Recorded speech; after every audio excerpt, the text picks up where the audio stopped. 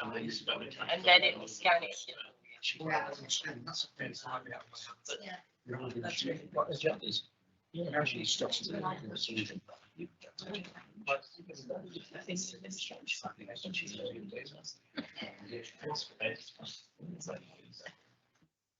Good afternoon, ladies and gentlemen, and welcome to this meeting of the Southern Planning Committee. We are not expecting a fire drill today. In the event of the alarm sounding, please leave the building and gather at the front of the building. I am obliged to inform you that this meeting is being live streamed and recorded. Could I also ask you to please ensure that mobile phones are switched off? In order that those watching the live stream know who is speaking, could members and officers introduce themselves prior to speaking? To ensure the members of this committee and all points raised by the public speakers are properly heard, I must advise you that I will not tolerate any disruptive behaviour. This is a meeting held in public, not a public meeting, and if such behaviour takes place and persists, I will adjourn the meeting. I shall now ask members of the committee and officers to introduce themselves. Councillor Tony Parsons, a member for Bayston Hill, Colham and Sutton. Councillor Paul Wynne, substituted to David Evans, Priestmore. Councillor Caroline Bagnall, Councillor for Broseley. Councillor Richard Marshall, Councillor for Worfield. Councillor Christian Lee, Councillor for Bridge North East and Astley Abbots. Andy Boddington, Councillor from Bethlehem Mills.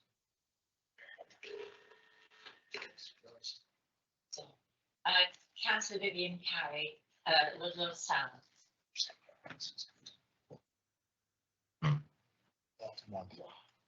Councillor Richard Huffer, representative Lee. Nigel Lundy, Councillor for All Garden. Claire Wild, Councillor for the Severn Valley.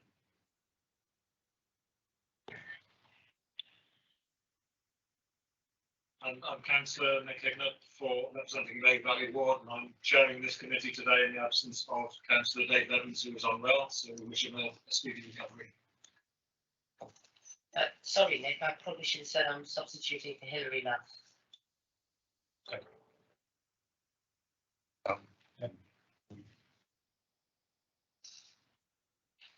Kevin Hall, Principal Planner. Tim Rogers, Interim Planning and Development Services Manager. Kim Brown, Solicitor. Okay, thank you. So we move on to item 1 on the agenda now, which is apologies for absence, please. I'll read these out first. Apologies have been received from Councillor David Evans, who is being substituted by Councillor Paul Wynne, Councillor Nigel Houghton, who is being substituted by Councillor Viv Parry, and Councillor Hilary Love, who is being substituted by Councillor Claire Wild. Any other apologies, please? Thank you. So we move on to item 2, which is minutes of the last planning meeting.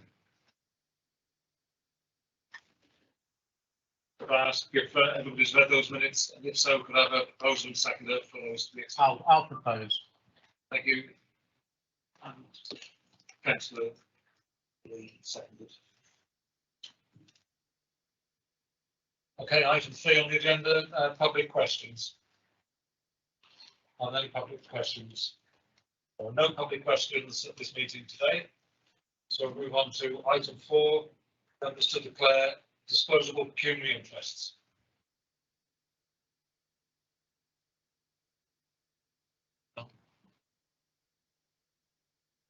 Thank you. No disposable pecuniary interests.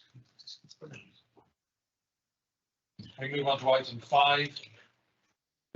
Which is the proposed dwelling to the north of Sefton Lane, Sefton, Shropshire, and move on to the officer, Councillor Tim Rogers, sorry, to give the report. Thank you, Chair. Thank you, Chair. This is an outline planning application with all matters other than the means of access reserved for reserved for a later approval. So outline application for a single dwelling on land to the north of Safeton.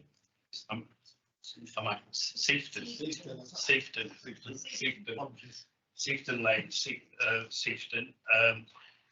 The plan that's being displayed there shows the application site outlined in red and the adjoining land owned by the or controlled by the applicant shown in blue.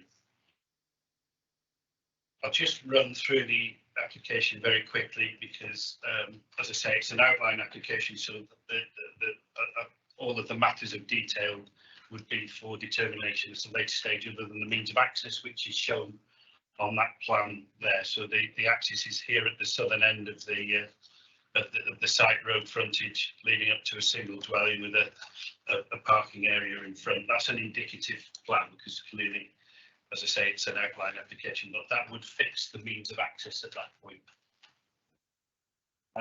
There's some photographs just showing the nature of the lane. As you see, it's quite a single track lane that serves the proposed application site. And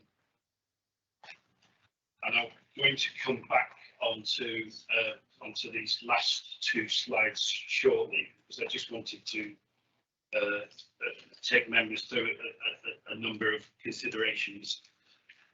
You'll have seen from reading the report that this is a slightly, well, very unusual situation in that Sefton is a settlement that's identified within SAMDEV as part of a cluster and therefore capable of taking some limited development.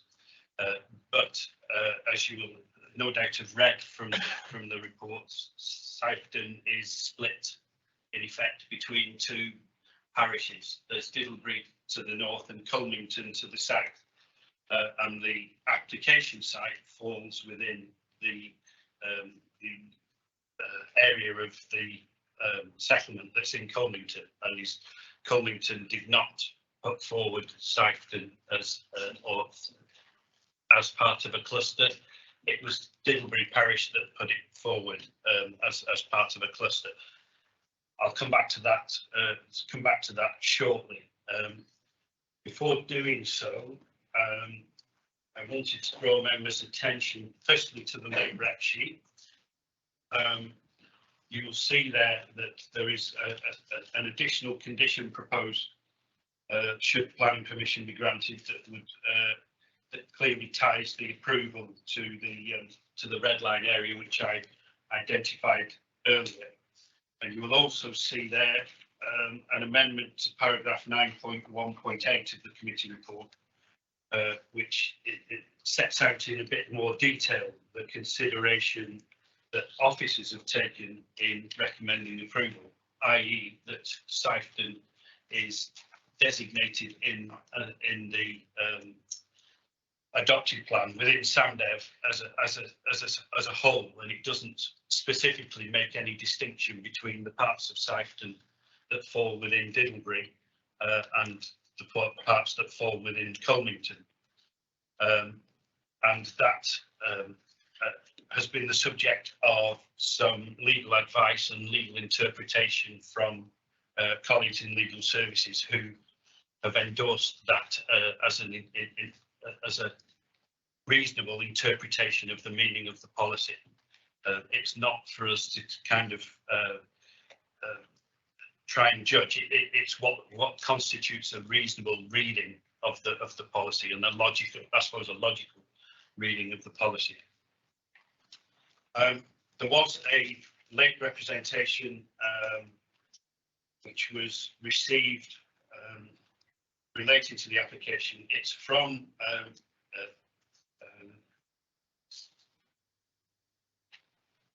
David Evans, but he's writing in as an individual and not writing in as a councillor. And because I missed it off and apologies for that, for missing it off the late rep sheet, I would just read out what David Evans said.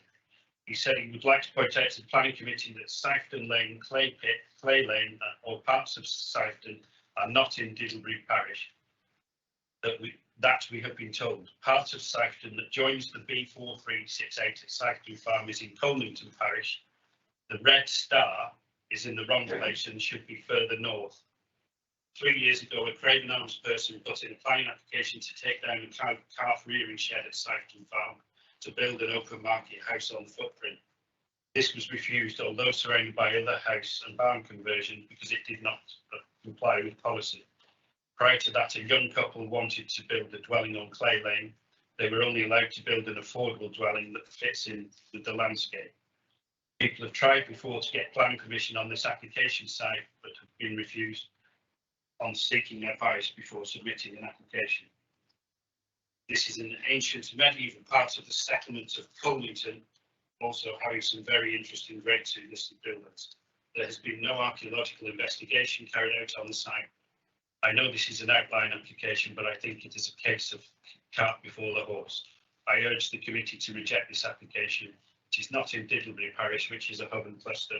Colmington is not part of it. It is a standalone parish. The Grade 2 listed buildings in ancient and medieval setting should also be considered. It's against policy for Colmington. So that clearly relates to the kind of the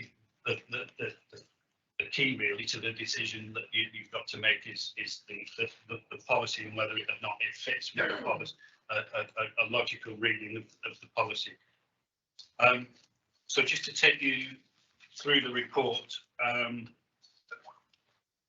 you'll see that Colmington Parish Council have strongly objected to the proposal on the basis that they didn't put themselves forward for any development, and the part of Sifton, as I've already explained, that the application relates to is in Colmington and not in Diddlebury. There are a number of other consultee responses that are set out in the report before you, none of which propose any or form any objection to the proposal, subject to the imposition of appropriate conditions.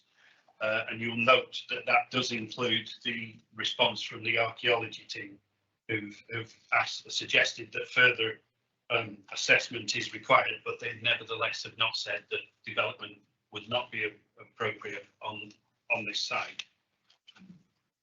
At 4.2 of the report, you will see there have been a number of public objections to the proposal, and that the reasons for that include the fact that it, in the opinion of some of those commenting, it doesn't comply with policy. It's going to cause additional traffic on the highway. I won't read them all, but the points are set out there of objection. And then I think most importantly, paragraph or section 6 of the report sets out the officer appraisal and sets out, I think, in some detail as to why we've come to the recommendation that we have, that you need to look at Sifton as a whole, whether or not it falls within Colmington or the adjoining parish, Diddlebury Parish, and that accordingly it doesn't comply with policy and is something that we can recommend for approval.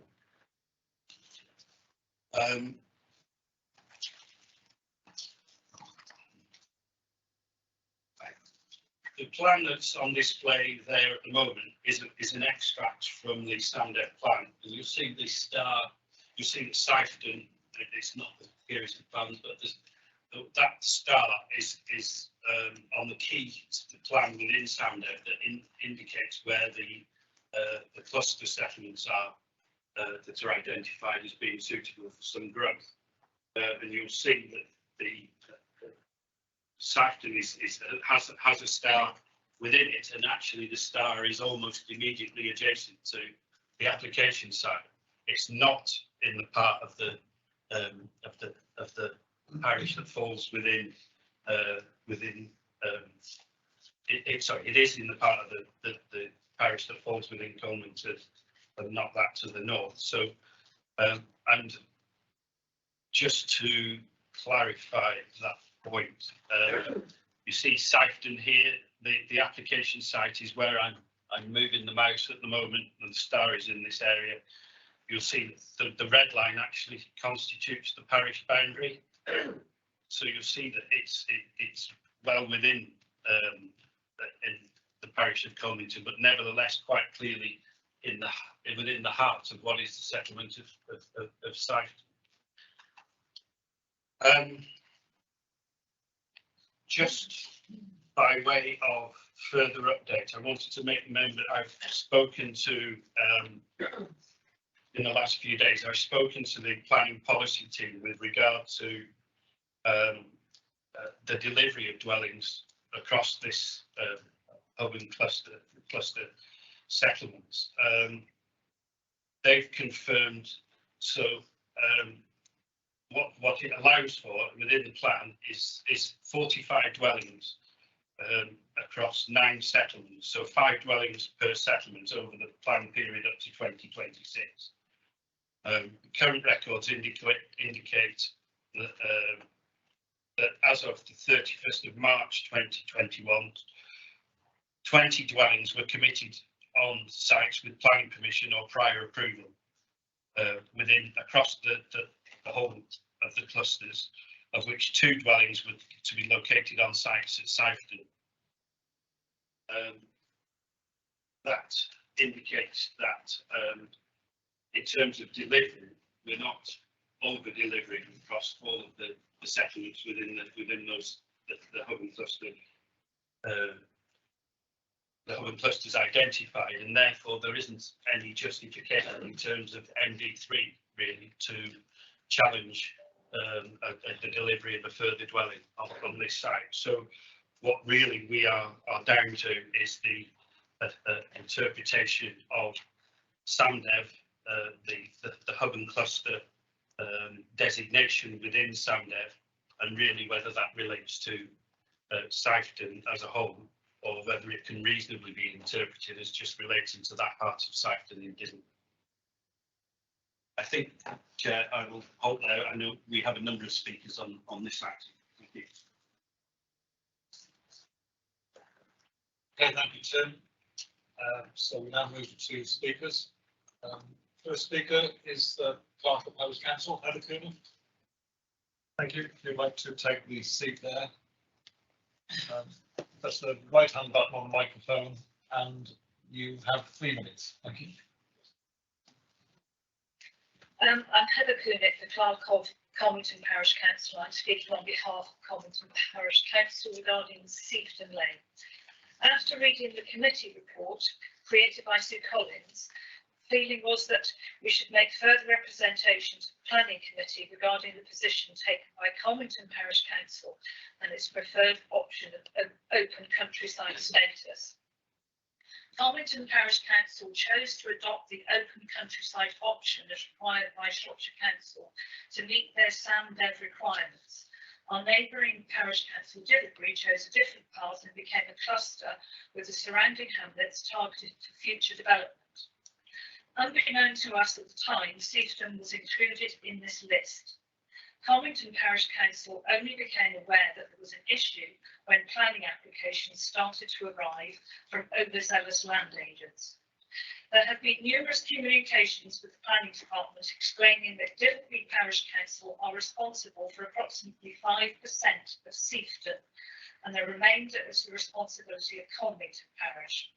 This culminated in a meeting with Ian Kilby, Cecilia Motley, Joan Disley, who was the clerk at the time, and the chair of Colemanton Parish Council, Ian Steele, on the 27th of June 2019, where we explained the situation and requested that the SAMDEV be altered. Mr Kilby could see what had happened to explain this was not possible. Councillor David Hedgley, chair of Dillsbury Parish Council, wrote to Mr Kilby to clarify Dillsbury's position. A copy of the letter is in the comments folder of this application. No one foresaw this anomaly when it happened, and both parishes have been aware and trying to put it right. It appears that in the officer's opinion, policy reference 10 holds no weight, but I would argue that although it has not been adopted, nothing has changed as we are still open countryside in the current SAMDEV. It appears to me that an awful lot of time and expense has gone into justifying reasons to support this application, and very little research has gone into the history of how this mess occurred, including taking into account the valid points made by the objectors.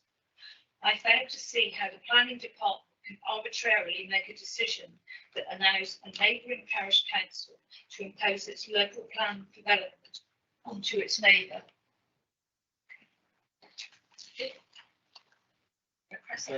Please.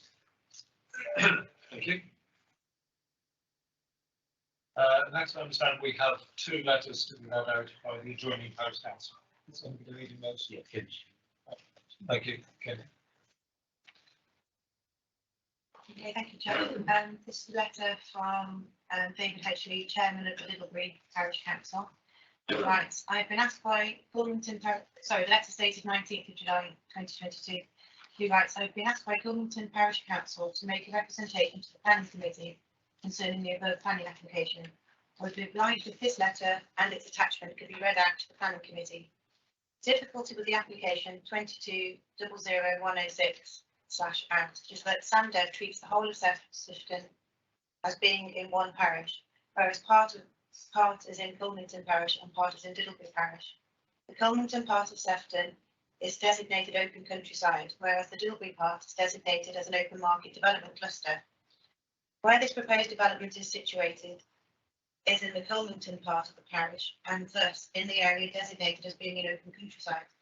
I note from the planning portal there's a letter Littlebury Parish Council wrote to Mr. Kilby on this issue dated 30th of July 2019 is listed for your attention, but I have attached a further copy for the avoidance of doubt.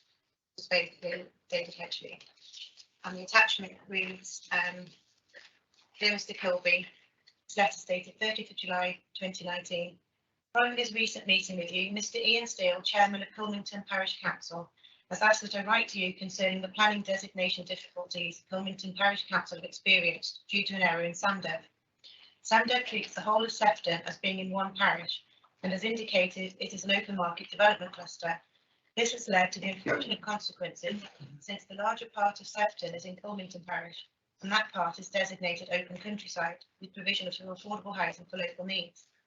It is only the part of Sefton which is in Littlebury Parish that has been assigned status as a development cluster for open market development. The error has led to Gilmanton Parish Council receiving open market development applications, which has led to many difficulties. I understand that it is your view that it is not possible for the error in SAMDEV to be corrected, and nor are planning officers, applicants and their agents able to appreciate the significance of parish boundaries in contexts such as this. I hope, however, that steps can be taken to notify planning officers about the 2 separate parts of Sefton so they can steer applicants and developers in the right direction, thus avoiding any unnecessary upset and expense. Yours sincerely, David Hedgley. Okay. Thank you. And our next speaker is Councillor Cecilia Motley, local member. And you have, as you know, 5 minutes, Cecilia. Thank you very much, Chairman. I'm Councillor Cecilia Motley. I represent the Courtdale Division. Both Colmington and Littlebury parishes lie within that division. Now, first of all, we're talking about Sefton here. Please can we get that straight rather than Sefton? This is a speculative application for an open market dwelling in Sefton, which is a small settlement with no amenities, the principal part of which lies within the Colmington parish with a very small area, some 5% of the total lying in neighbouring Littlebury parish. According to the submitted archaeological report, Sefton is a very old settlement, certainly medieval and possibly more ancient, with a number of Grade 2 listed buildings in close proximity. The site has not previously been used for housing, as it used to be an orchard.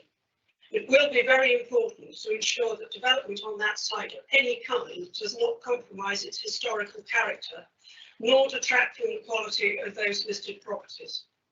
And I would suggest that it is extremely difficult to determine the likely impact on existing heritage assets of a new dwelling in the medieval core of Sefton, there we are, I'm doing it now, as there are no details at this stage of design, style, massing, or any other indication other than that the proposed building appears to be quite large. Carlington Parish Council Chair Ian Steele, as you just heard, states that this application is not welcomed by residents of Sefton, since together with the main settlement of Carlington, the parish opted under Sam Dev for local needs affordable housing under an open countryside heading, and not for cluster status involving open market housing. Their reasons for this were not NIMBYism, but in recognition of their actual housing need. The majority of parishes in the Corvedale division are very concerned about the lack of suitable, affordable housing for local people, and increasingly angered at attempts by developers to build oversized and unsuitable open market dwellings that do not meet the parish's stated needs and are out of reach of local young people. Neighbouring parish Diddlebury had opted for cluster status for a number of its settlements. It is a large, sprawling parish. It's considerably larger than Carlington, and it wanted to encourage a modest number of open market houses. As part of this, Diddlebury, inadvertently as it turned out, included its very small share of Sefton in the cluster. Consequently, the interpretation of Sam Dev by officers that the whole of Sefton should be included in the cluster has caused consternation in Carlington Parish. Turning to the officers' report, and in particular section 9, which slightly weirdly jumps around from section 4 to section 6, with 9 sandwiched in the middle.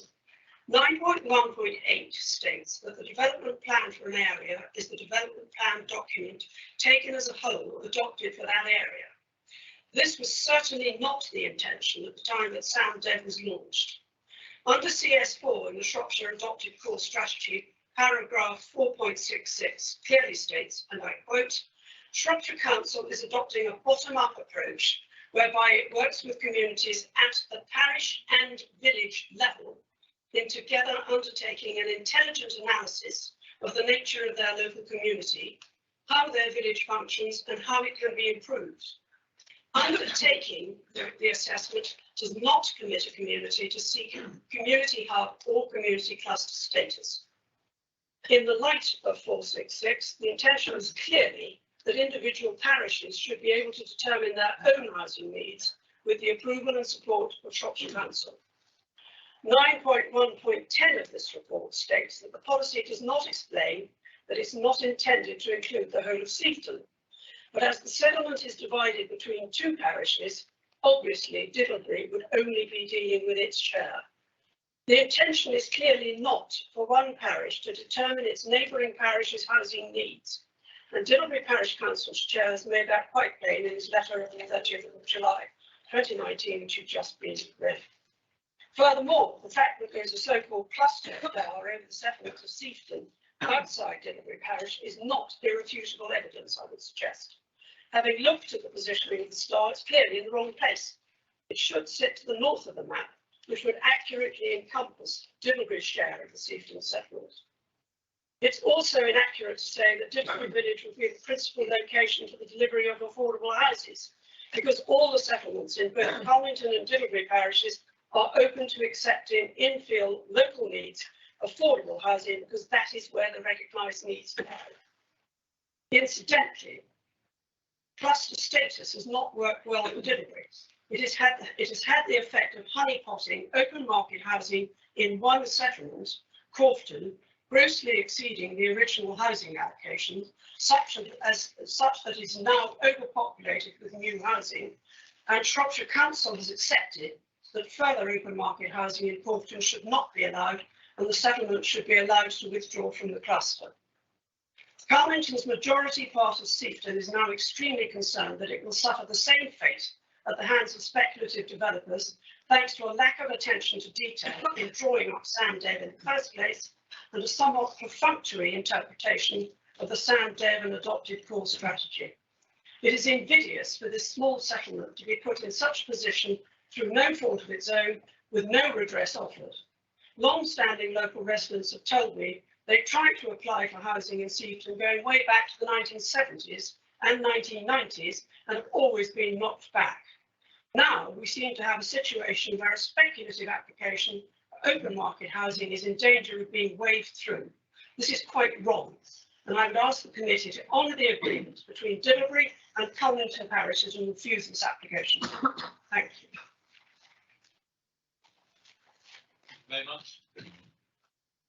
Our last speaker is Stuart Clark, please, who is the agent.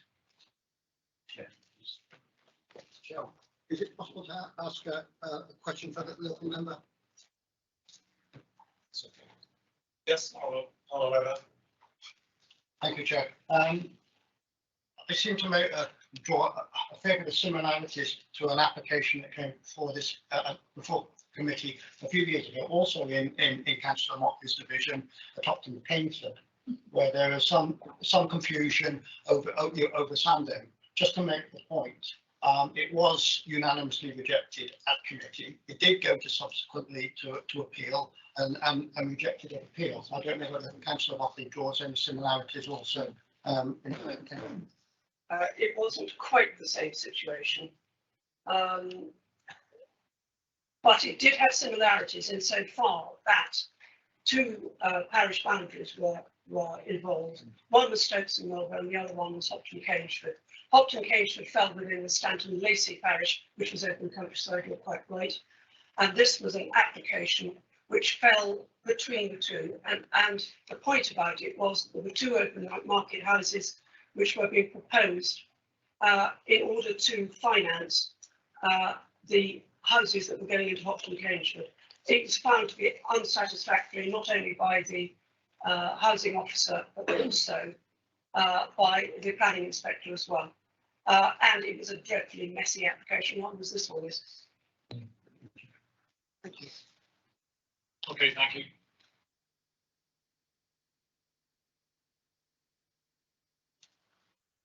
Mr. Clark, yeah, right hand up, please. You have 3 minutes. Good afternoon. First of all, my name is Stuart Clark. I'm Senior Architect at Green Flame Studio, and I'm here to speak in support of the application. First thing I'd like to clear up is this isn't a speculative application by a developer. The applicant themselves, Simon Catherine Pease, live adjacent to development stuff, so it's not something that's going to be there. Now, I'd also like then to thank the planning department and the council solicitor for confirming that this site does form part of the cluster. The policy is an adopted policy which has been through a rigorous process, which was no doubt consulted. Sorry, the policy in question was consulted widely at the time of this adoption and inspected by the planning inspector, and no issues were raised as to whether Seaton was part of one parish or another at the time, and this is an adopted policy now, which is policy. And the councillor solicitor stated their extensive and reasoned advice, referencing policy S7 together with policy map. Policy as a whole says that settlement of Seaton is in the cluster and does not relate to any of those parts that may be in the Didsbury parish. This would need to have been clarified by specific wording explaining the limitations, and this is not contained within the policy. With regards to everything else that's there, the reserved matters are reserved because they can be dealt with. Anything in terms of sensitivity, detailing, massing, scale is to be dealt with under reserved matters, and everybody, including conservation, historic environment, all of the rest of them will have their chance to consult the application. Going on from that, I think the last thing I'm going to say is that the Town and Country Planning Act requires that applications for planning must be determined in accordance with the development plan unless material considerations indicate otherwise. The officer's report confirms there are none, and so this application for sustainable development should be approved without delay. The local, that's what Planning Act says. I mean, the local planning authority has been clear throughout pre-application, application that development lies within the cluster. Shropshire's council's own legal opinion states that development lies within the policy area. If the application is refused on these grounds, we will appeal it. That's what it is. Okay, so that's where we are. Thank you for your time. I understand it's a really tricky application that people quite emotional over parish boundaries and all the rest of it, but there are no references to parish boundaries within the policy. That's with it, I think. Thank you very much. Okay, thank you, Mr. Clark. Before you leave the seat, just check any members want to ask any specific questions of the agent. We're okay. Thank you. Just want to move, before we go to debate, I want to move to Tim Rogers, who wants to make statements. Thank you, Chair. Yeah, having listened to the speakers and obviously made my presentation, I'm not in any way going to suggest that this isn't an uncomfortable situation that we're in here, and I clearly cannot revisit how or why the designation of Southton, it's what the Seafton is that happened as it did in the local plan at the time. But nevertheless, we are where we are, and we have clear advice in terms of policy interpretation from our colleagues in legal services and officers' interpretation of the policy. Clearly, it's not a situation, as you've heard from correspondence with Ian Kilby back in 2019. It's not a situation which we can change or could change immediately, and it is an issue which needs to be potentially addressed through a local plan or part of a local plan review, which of course is what we're going through currently. So one would hope and expect that the parish councils involved have made representations as part of that local plan review to try and overcome what's clearly been a contentious issue. Nevertheless, the policy is what it is. It says what it says. You've got to take the policy as a whole. And as I say, the advice that we have received is set out quite clearly before you in the report. And as I've said, that's endorsed by comments received from legal services. We've heard from two of the speakers that I think I think both of them suggested that only 5% of the parish of Seafton fell within Dilbury, and the remainder fell within Conington. Well, given that the policy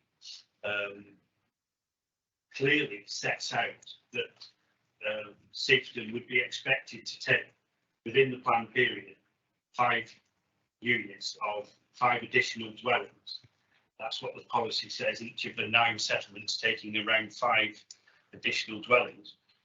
Is it realistic, and would it be realistic to interpret the policy to say that those 5 dwellings, given what we've also heard about the nature of Seafton, is it reasonable to conclude that those 5 dwellings are going to be located within 5% of the parish as a whole? I think we're going to have some difficulty if the application is refused in maintaining that as an argument at a planning appeal. So I just wanted to make members aware of that.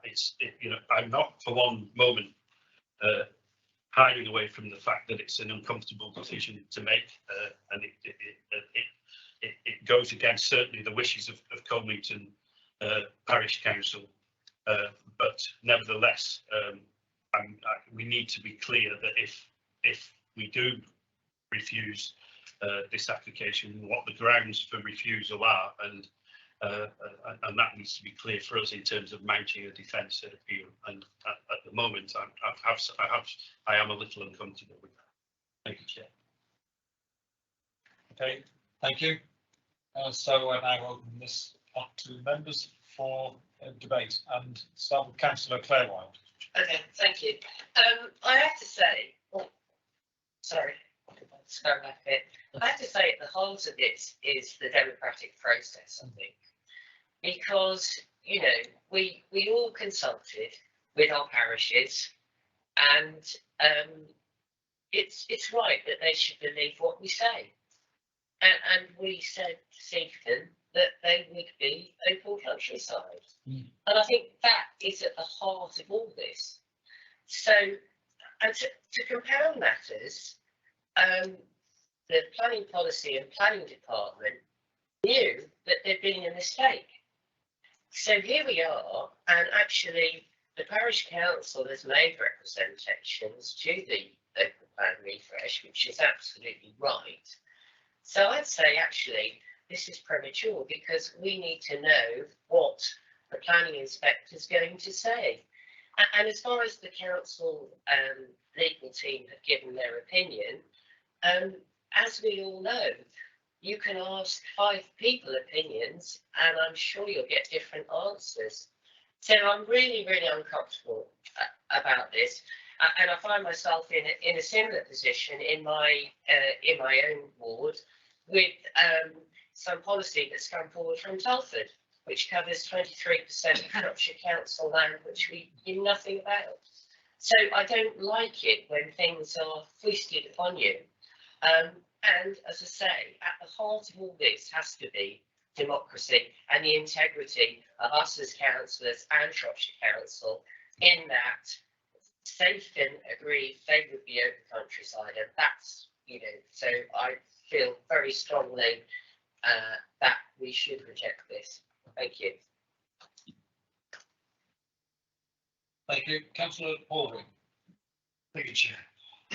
Back up, I don't know the area, but I think it's a bit premature. I don't think it's ready to come to this committee, to be honest. What I've heard today is no reports, historical reports from anything. A very sought after an area which has a lot of history, historical things. We know reports. It's a bit of a cheapskate in the way of having an outline application or before application. And if they get the go-ahead today, you have to go through all that process. So I don't think it's actually ready. It's going to be deferred. I would have thought, but not the application ready for this committee. Councillor Tony Parsons. Thank you, Chair. While obviously I understand that the debate today has been around the situation of the 2 parishes and the issues with regard to the SAMDEP. What I noticed in the report from Comington Parish Council was that they were saying that Sefton Lane was prone to, quote, severe flooding. I don't know if that affects the site. I've not really looked at details with regard to the site, but I noticed in our consultee comments there was nothing there from our subs team, so I just wondered whether that was something that didn't still need to be debated and decided.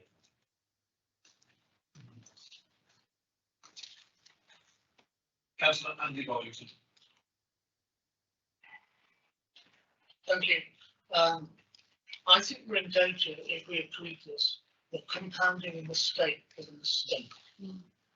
So, okay, there's a mistake in planning policy, but do we then say, okay, ignore that and just go ahead as though that was the right planning policy? No, it wasn't. And I don't think it's fair on anybody, Claire's point now about democracy. It's not fair on anyone if we actually build a planning decision based upon an error in a previous planning decision. I think that's wrong, and I'll be opposed to the application. Councillor Richard Marshall.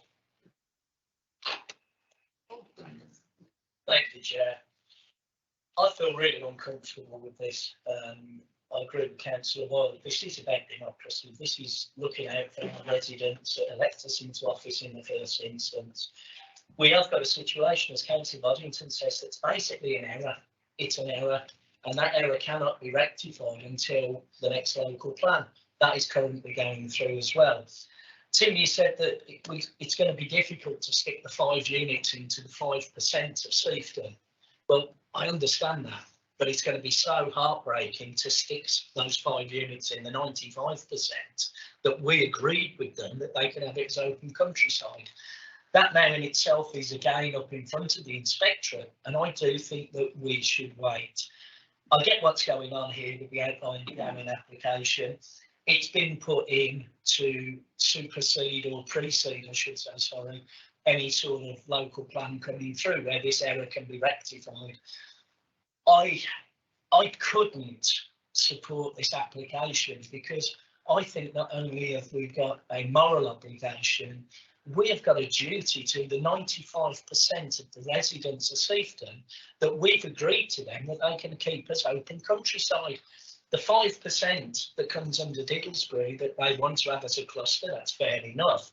But that 95%, if we turn our back on them, how does that make us look? So I think we've got to wait before we make any decisions on this to see what the inspector come back with and a chance to have the error rectified. Thank you. Thank you. Officers, do you want to come back on any of the comments that have been made before I ask for a proposal?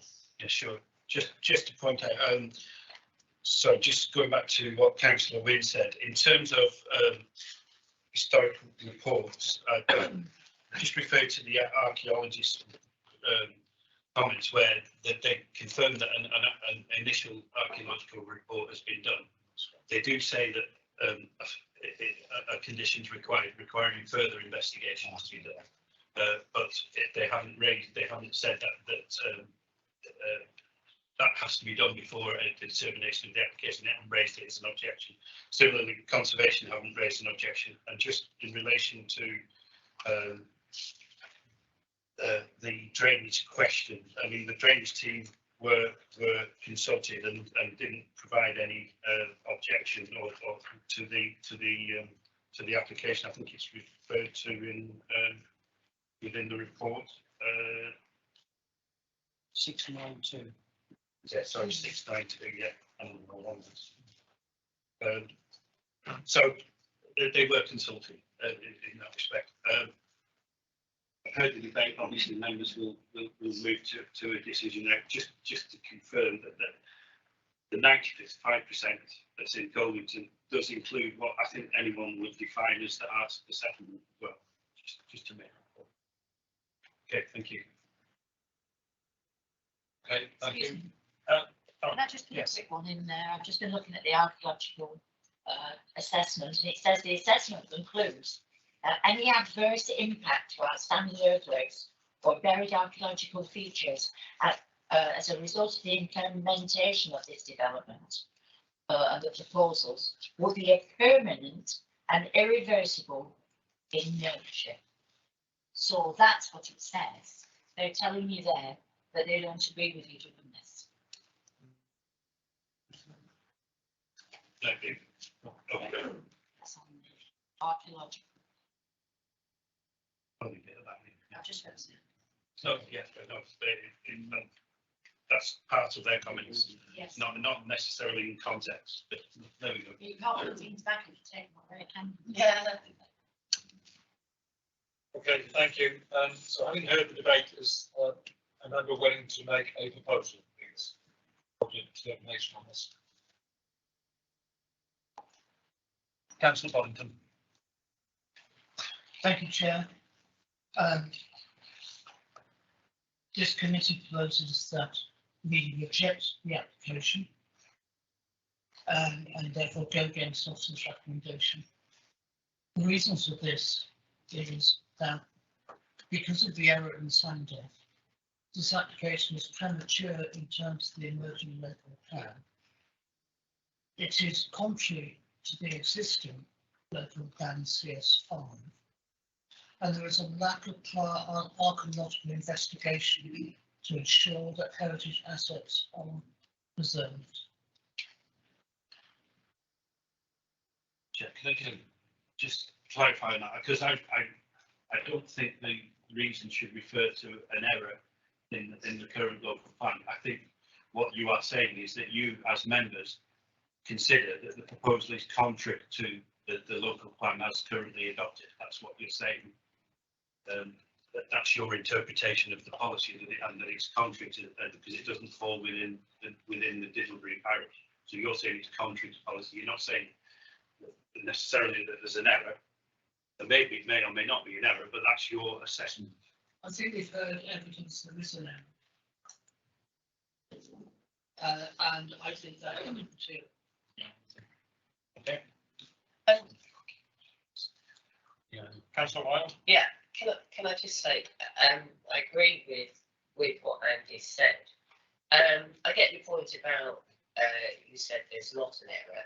I think what the error is really is you put a star on the plan in the wrong place. So whether that is classified as an error or not, I don't know, because the fact of the matter is it is open countryside, and somebody put star on the wrong place on the plan.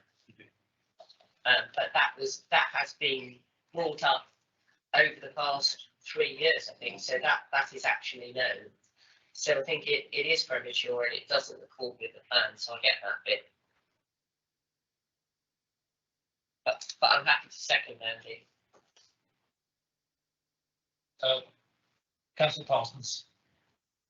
I think we're in a difficult situation because of the legal advice we have in front of us from our own council. And whilst I agree with other members that this situation that we find ourselves in here is not as it should be, I don't think that I can vote to refuse this application because of the legal advice that we have, because I feel that we will lose on appeal. So I will be abstaining.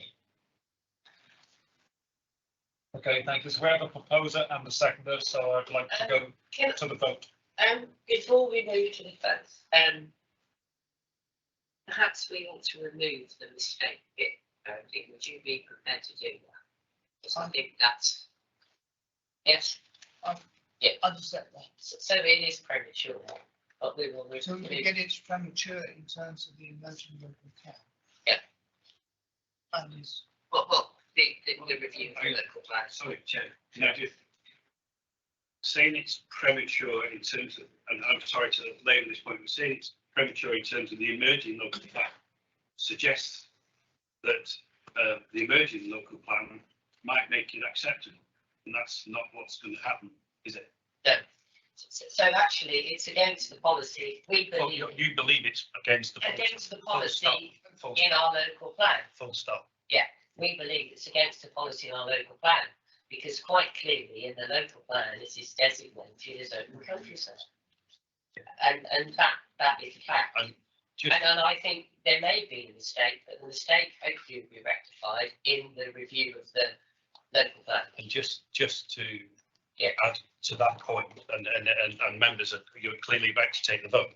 But if that motion is supported, obviously you've heard from the applicants that they're likely to appeal. That appeal process will take some time. The local plan review will run on, and the appeal inspector, at the time they determine the appeal on this application, if it's refused, will have to have regard to the status of the emerging local plan and give that due weight. So what we're saying is we're refusing it because we believe it is contrary to our local plan. Yes. Full stop. That's what you're saying. Yeah, and I think I'd be happy to either move or second that. I don't know what. Is that all right with you, Andy? If I can just interject, can I go back to Councillor Boddington to be quite clear what the proposal and the seconder are suggesting? Thank you. Okay, after those discussions, I think we emerged that the application is contrary to the local plan and to CS5. And well, you're not quite right here, but we're also concerned about the lack of archaeological investigation of the impact on heritage assets. Okay, that's fine with me, Nick. I'm happy to second that. Chair. Yeah.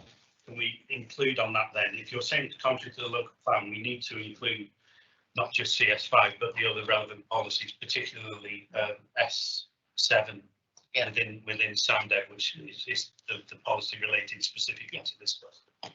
Yeah. Agreed. Yeah. Okay. Okay, so we go for the vote.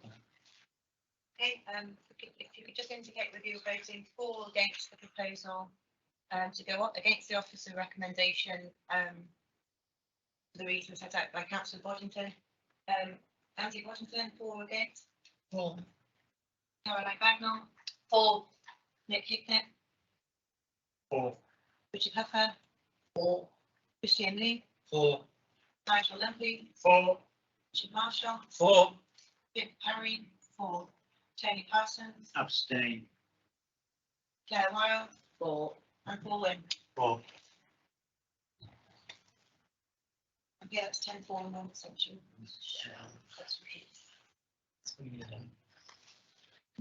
Okay, thank you, everyone.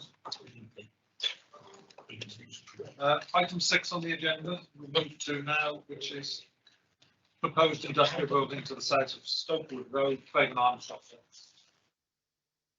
Over to the officer for the report.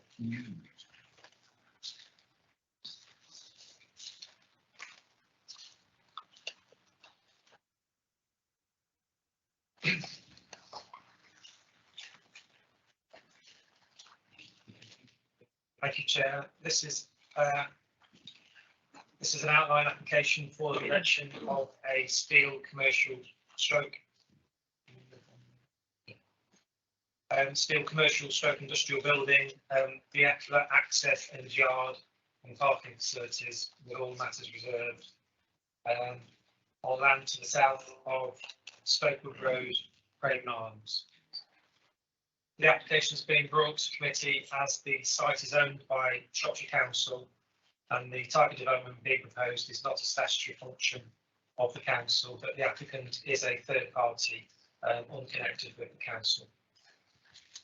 There are some additional letters. There are 3 amendments to various conditions, 6, 7 and 10, just minor changes to remove the word not, so it's not a double negative, and there's an additional condition proposed relating to the plan to be referenced on the decision notice.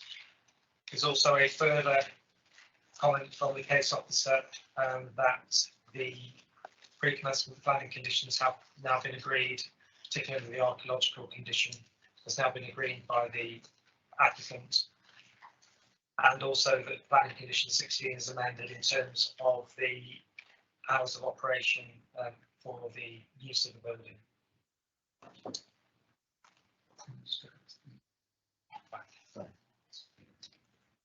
So the site is located within the boundary of the established industrial estate, which is to the south of Long Lane in Craven Arms. Site boundary is shown in pink on the right-hand side map. It's an undeveloped part of the site, currently comprising grassland. The application is an outline and detailed matters of building scale and siting will be dealt with at reserve matter stage. The indicative plans shown on the left-hand side here show that the site would be, the building will be sited at the southern end of the site, with a separate entrance and exit to the north and east as shown on the plan. Yes. There's some photos of this site showing the undeveloped nature of it and the surrounding buildings on the industrial estate. The proposal will be for use class B2, which is general industrial use, and this would be appropriate for the location and in line with other surrounding buildings on the estate. There are no objections from consultees. However, a number of conditions have been recommended to cover archaeological matters, noise levels, operating hours, external appearance, access, drainage and landscape. The proposal complies with policy and it's recommended that outline condition is correct. Thank you. Thank you. So open this debate to members. Councillor Pauling. Thank you, Chair. I think quite straightforward. I'll go yes recommendation. Proposed. Councillor Lee. Because I don't have any problem with this application. It's going to provide some additional employment in the local area, which will be very much welcomed. And I think the site is, waiting to be developed. Well, I've got no problem in supporting this. Thank you. Councillor Marshall. Yeah, I'm more than happy with this application and therefore I'll second the proposal. Councillor Burkham. Just wanted to ask, have we got any empty buildings on this site? Empty buildings. I believe there is one very large empty building on this site. But I wanted to ask if you would say yay or nay. And also, what are the hours of opening? Because I have a site behind me that starts at 8 o'clock in the morning and it's still on. Paragraph 1.2. 6 o'clock. Sorry, I missed that bit. Yeah, it's 6 till 10. 6 till 10. Yeah. Okay. I'd like to know whether we have an empty building there. It's a large building. In terms of that question, I don't know, but possibly dealing with this application in itself, it's an undeveloped part of the industrial estate. The expectation is it will get developed as a industrial use at some stage, and it complies with policy on its own terms. So whether there's any other vacant buildings at the current time, I don't think it's directly relevant. I'm not against it, but it just seems a shame if we already have a very large building that we want something else. Okay, thank you. We have a proposal and a second, so I'm ready to go to the vote, please. Okay, thank you, Chair. So we've got a proposal and a second to accept the officer recommendation. Please indicate whether you're voting for or against the proposal. Andy Waddington? For. Caroline Bagnall? For. Nick Hicknett? For. Richard Huffer? For. Christian Lee? For. Nigel Lumby? For. Richard Marshall? For. Vic Parry? For. Tony Parsons? For. Claire Wilde? For. And Paul Wynn? For. Yes, unanimous. Okay, thank you. Moving straight on to item 7 on the agenda. Roundabout Jumping 442 Brixton Northfield. To Andrews. Thank you, Chair. Firstly, I'm just going to give members a bit of information which relates to all 4 of the next planning applications, and then we'll obviously go through them and kind of take a decision on each one. So I'll do a brief presentation before each one. But the 4 applications which you're being asked to determine this afternoon are for each for the erection of freestanding sponsorship signs on roundabouts on highways, and they're on behalf of Shropshire Council, hence going to this planning committee. They're not statutory functions. Each sign will be identical and will measure 1.2 metres wide by 0.5 metres tall, and will be constructed from steel and aluminium with a powder coated finish with vinyl graphics applied. So something similar to the picture that you see there. The sign will be mounted as shown on that photograph on 2 poles. The signs will be positioned on each roundabout facing the traffic approaching from each direction. So there will be on the slide that you see there before you, there'll be 4 signs on the roundabout. All sponsor plaques will be simple in design and will be for a minimum period of 12 months. Local authority roundabout sponsorship or advertising schemes are now very common throughout the UK, and Shropshire Council are aiming to offer local businesses the opportunity to utilise this form of advertising on the highway roundabouts. Roundabout sponsorship is typically used by small to medium-sized local businesses to raise their profile. It serves as a cost-effective way for them to promote themselves in high visibility locations and considerably less money than would otherwise be possible, helping to boost the local economy. The income generated from advertising on the highway assets will be reinvested into the highway network. So that's in general, Chair. This next item is item 8 and relates specifically to a roundabout on the junction between the B454 and the B4363. Just, sorry, Tim. I just have got to declare I'm the local member for both 7 and 8. Right. I'd like to speak on number 7 in isolation and then leave the room completely. So if we could do them one by one, that would be easier. Yeah, sorry, have I said 8? Yes. Sorry, I do apologise. Sorry. Let's do it back. Wind back. We're going back to 7. Going back. Okay. Can I ask a question? Councillor Powell. Just a quick question. I didn't realise that you had to come to Shropshire Council for permission. Is that also on the Highways England roundabouts as well as your roundabouts? I'm asking this because I'm looking at 2 roundabouts outside of your. Given that it's advertising, unless it falls within the permitted development rights, which these wouldn't, then they would need to come forward for planning permission. But the actual permission for them to put the signs on the roundabouts. If it's within the trunk road, that permission would have to come from Powers Inn. So both, So it's obviously there are two permissions. There's permission from Shropshire Council's landowner to do it, and there's the need for advertisement consent, which is what we're considering. Yeah. I maybe would have put them on the lines. Sorry. So item 7 is the junction between the A442 and the B4176 and the B437 now, Sutton Maddock at Shifney. So that's the roundabout plan. As you can see, for exit and entry points onto the roundabout, there are some surrounding dwellings and a petrol filling station to the north. That's the location of the proposed signage, and as I've said before, the photograph which kind of mocks up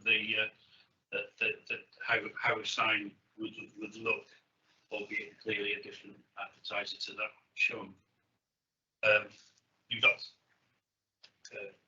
some more detail there, specific details about the measurements and the design of the sign, but I think from that photograph you can see it's pretty self-evident what they would look like and how large they'd be.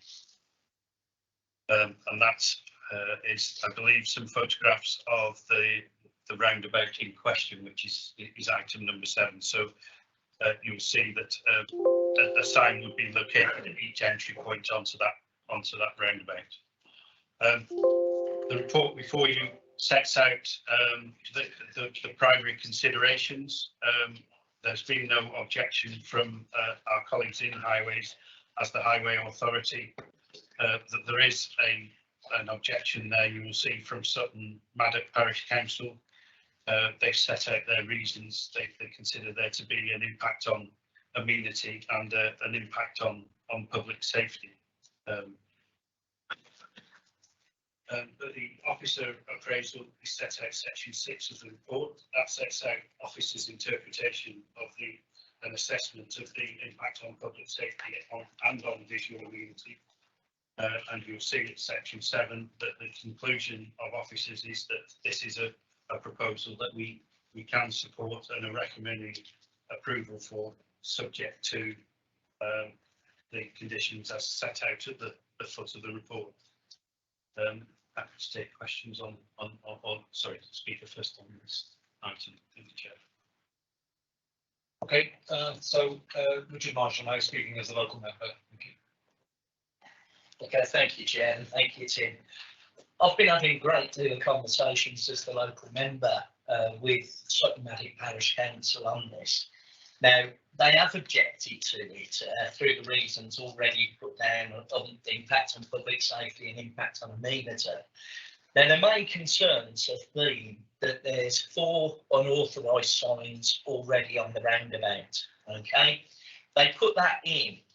Now, I had a conversation 2 days ago with the chair of the parish council who rang me quite incensed about the report. And after calming him down, he said to me, he said, if you look at section 6.3.1, and unfortunately today does seem to be a day of errors, it states, the council can confirm that there have been similar size unauthorised sponsorship signs on this roundabout for over 13 years. That's correct. During this time, there have been no informal enforcement complaints made regarding the visual impact on the countryside or the green belt. When I said this, and I said, well, look, nobody's complained, and I live not far from there as well. I've seen the signs for Sutton Maddock, car and van hire. I then had some emails sent to me. These emails were to and from Julian Beeston, Shropshire Council Planning Enforcement, giving an enforcement case number of 20/07128/ENF for the complaints that had gone in about these unauthorised signs on the roundabout. So naturally, we find ourselves looking extremely silly with that by turning around and saying we can confirm that there's been no informal, we've issued a case number on it. So the parish council aren't worried about the 4 signs. What they're worried about is there won't be the removal of the unauthorised signs.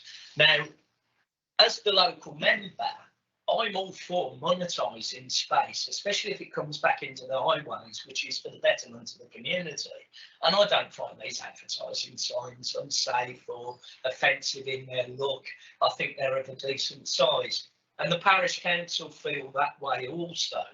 What they need is guarantees that the unauthorised signs will be taken away and that the island doesn't turn out like the Vegas Strip with the amount of adverts that are there. Because when you look at that stretch where they are, one of the farmers puts up a ginormous sign, which that's got an enforcement number stretching back from 2020 as well. So they're taking this into consideration. So as long as we can guarantee that the unauthorised signs are gone, then they won't be complaining. And I personally, as a local member, would support this. Yeah, Tim, I'll just respond to that. I think you wanted to leave now. Yeah, I need to leave because I'm the member for this. And So just to respond to that, yeah, I hear what you say, and we are where we are in terms of the unauthorised signs. And it's by no means ideal if those signs have been there for that length of time without any action being taken either by the planning department or by highways themselves, in terms of, because they've got the right to remove any unauthorised signs without reference to us. So yes, I completely accept that. What I didn't do in my introduction, sorry, was point out to on the late representation sheet there is a recommended amendment to the or a recommended condition for each of the 4 applications, which would include a statement that prior to the installation of the sponsorship signs, any existing signs on the roundabout should be permanently removed. So we would cover it off by that.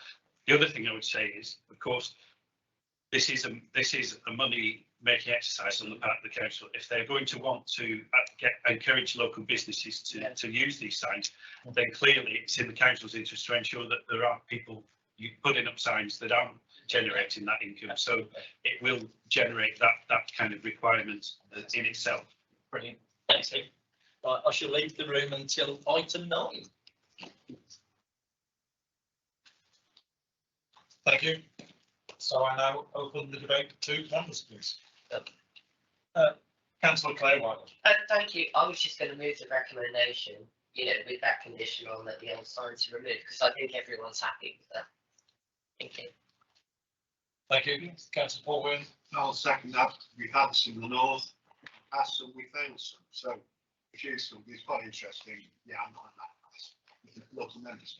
Thank you. So we've had a proposal in second, and I would just say from the chair that I know a lot of parish councils support sponsorship of flower beds and that sort of thing. Admittedly, it's in my parish council as well, but with smaller signs, and this is just doing things like on a big one. And maybe if there's sponsorship, maybe if people are putting those signs out, we want to keep the roundabouts tidy, so maybe they help to make them look a bit smarter. And that because not allowed. No, but I mean they could instigate some works on it, maybe to make it tighter than the scorched earth one that I saw that picture of there. But I'm just making my comment from the chair. Sorry. Thank you. Councillor Nigel Lumbie, and then we'll go with the vote, if that's okay. Yeah, I just wanted to make sure that there wasn't anybody against it. Well, I was a second. We haven't debated it. I'll just say that I objected to one in right, and it has actually been removed because the plan was to put it in a housing estate with absolutely nothing other than houses there. And amenity wise, that wasn't fair. All these are on roads, and you've got petrol stations and everything else, so it's not carbon black. Thank you. That's a fair point. Thank you for making that. Okay, if somebody else needs to talk, then we've had a proposal in seconder, so I'm happy with the vote. Thank you, Chair. So you can indicate whether you're voting for or against the proposal to accept the officer recommendation. Andy Waddington. 4. Caroline Bagnall. 4. Nick Hickmet. 4. Richard Hupper. 4. Christian Lee. 4. Nigel Lumbie. 4. Viv Parry. 4. Tony Parsons. 4. Claire Wilde. 4. And Paul Wynne. 4. Yeah, that's unanimous. Okay, thank you. Item 8, yeah. Next one, item 8, is the roundabout at the junction of the B454 and B4363 at Swancoat. So again, there's a plan showing the roundabout. You'll see this one doesn't have any development immediately adjoining the roundabout. And again, just similar plans showing that the signs will be located at each entry point onto the roundabout on the same kind of sign. Again, the same condition would be imposed in respect of any existing signage. I'm just looking on that plan. I can't see what that sign says, but there doesn't appear to be, other than that single sign. There's just road signs rather than any other advertising. So the application is, well, it is what it is. It's very similar to the previous application. No objection has been received from the parish council in this instance, which is Moorfield and Rudge.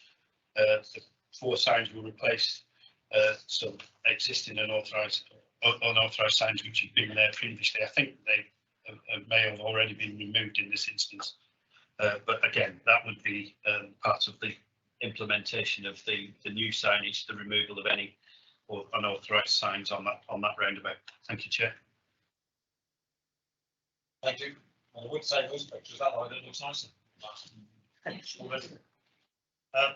Councillor, Okay, just for my own curiosity, is it that they're all going to carry the same information, or can the information differ? Obviously, the road that you're taking may be that other information may be more appropriate. The signs will simply be, if I can go, the only information will literally be the name of a company. It won't be anything more than that, a local company, and that's their appetite, but it's just there to kind of bring the company name to the public's attention, and hope that in itself will generate them some business. There's no, there isn't anything directional or kind of.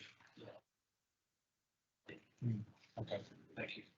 Can I just check, because on some of the flyover and that intrudes me, it says sponsored by, but I assume the sign is just going to say the name of the company. It wasn't necessarily say sponsored by. Yes. Councillor Christian. Yes, I don't have any problem supporting this application. I know this island well, and I don't think it's caused any problem at all. I'm happy to support it. Councillor Tony Carlson. Yeah, I'll second that. There are no objections. I think it is important that all 4 signs are the same, so that you're not looking at different signs as you go around the island. You're just getting it as you hit from the first road. So I think I'm in support. Thank you. Anybody else wish to speak on this? Otherwise, we'll go to the vote. No? Okay. The other proposal was by Councillor Lee. Secondly, Councillor Parsons. Okay. Okay, so we've got a proposal to accept the officer's recommendation.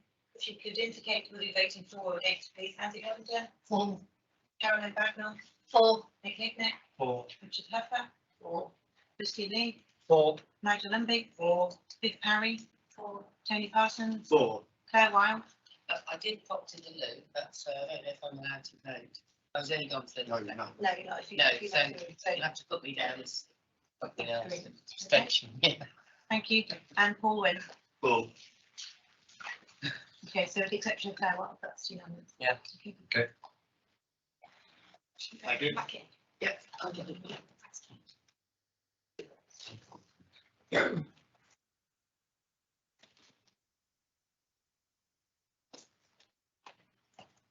Okay. Item 9. Chairman, can I just declare disposal of pecuniary interest on the local members? I'm going to leave the room. Okay, thank you.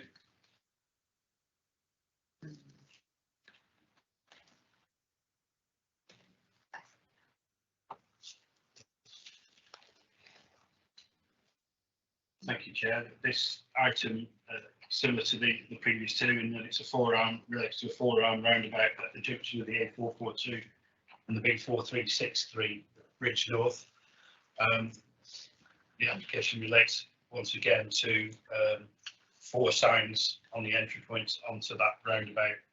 The roundabout's relatively flat and grass, with the centre incorporating a metal frame structure, which is supposed to represent the bridge which spans the River Severn, with some landscaping around that structure and some small stones in the centre. So take that forward, you'll see that's the roundabout. I think again, it's similar to the first roundabout item. There has been some unauthorised signage on this roundabout, which will need to be removed should the current application be approved. And that, as I say, that will form part of a condition, a required condition. This one's a little bit.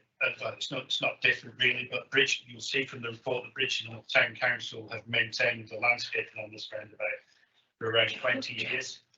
It was through an agreement with Shropshire Council, although this agreement has now lapsed. So they've commented and said, obviously, if that agreement has lapsed and is not renewed, then the maintenance will fall to Shropshire Council.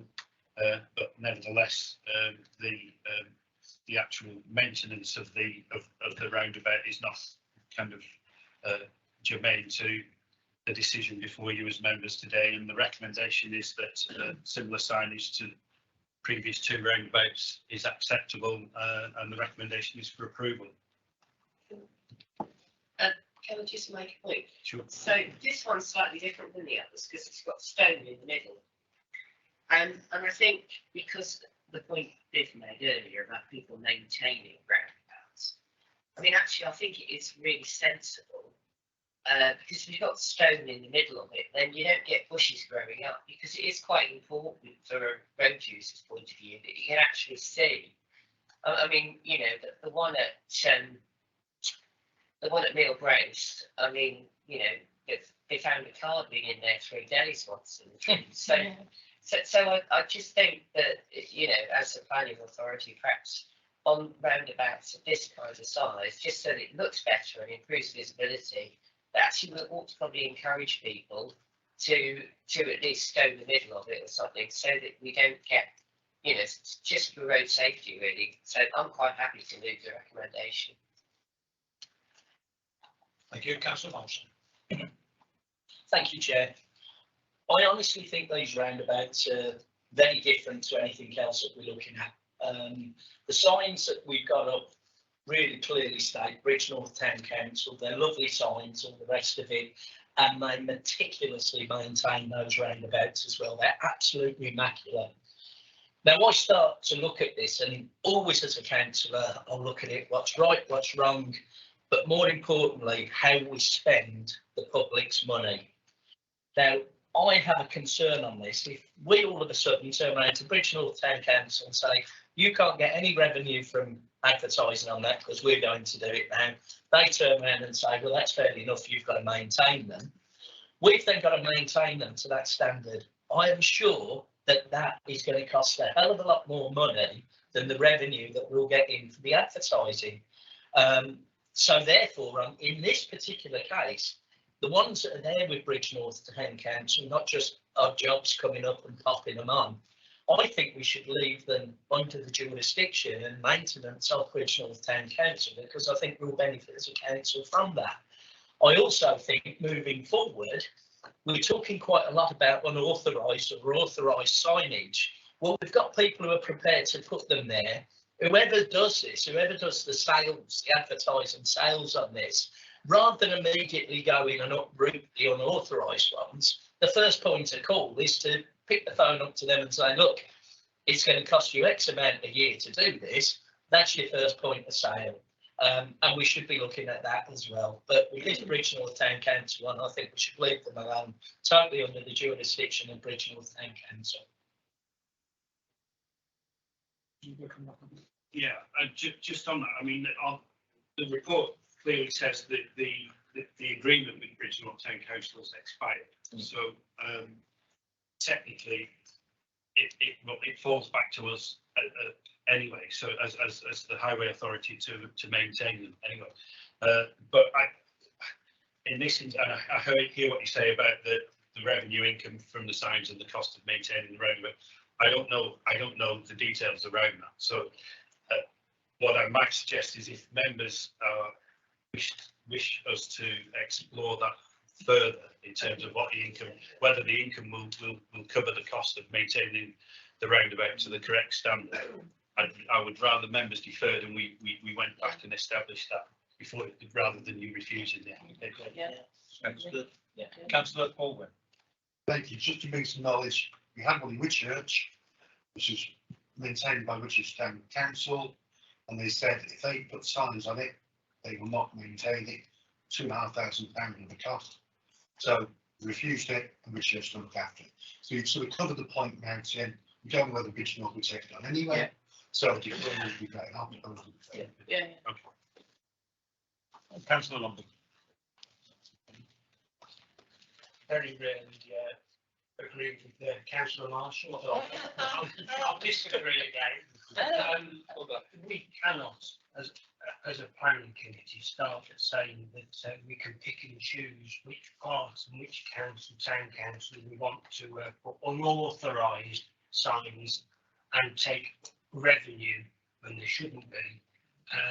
Now, in relation to the maintenance, do they really want it all grassed over and then just done normally by Shropshire Council? They do the maintenance to make it look nice and keep that high standard. And I don't think as a planning committee we should be held at gunpoint just because Bridgenorth Council say what they want. So I don't want to defer.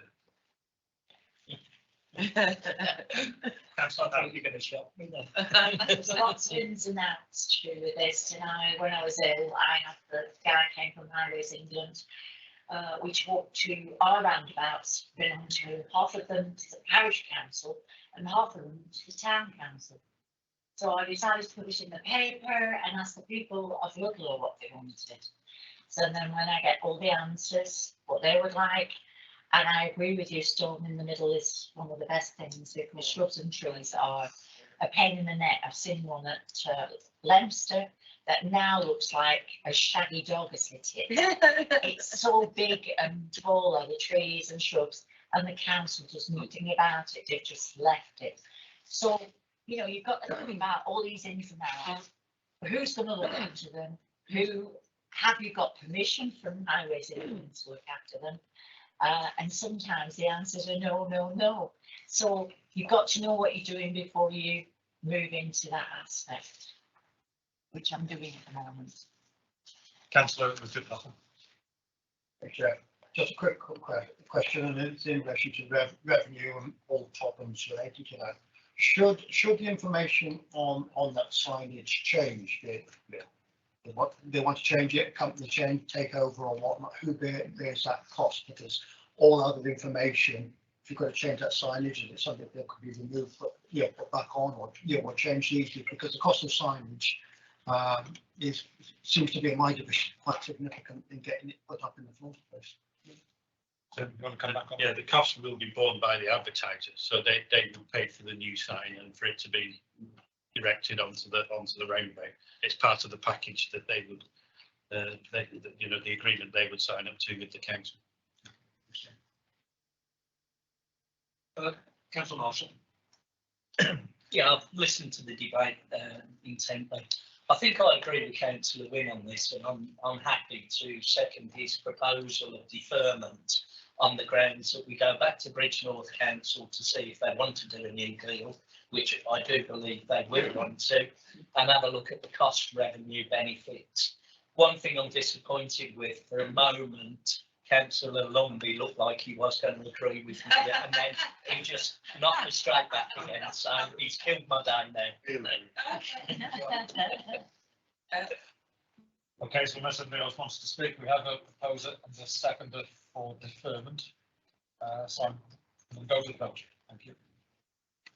Thank you, Chair. So we've got a proposal to defer this application. If you could indicate whether you're voting for or against. Andrew Boddington?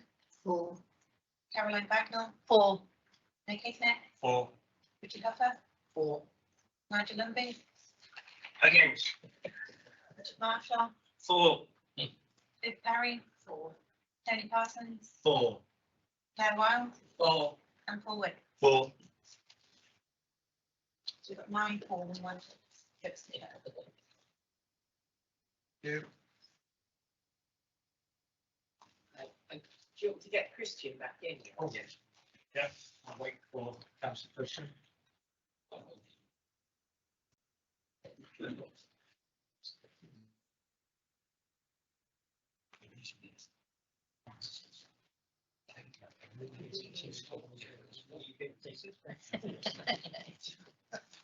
That's what I'll and then just shut me down.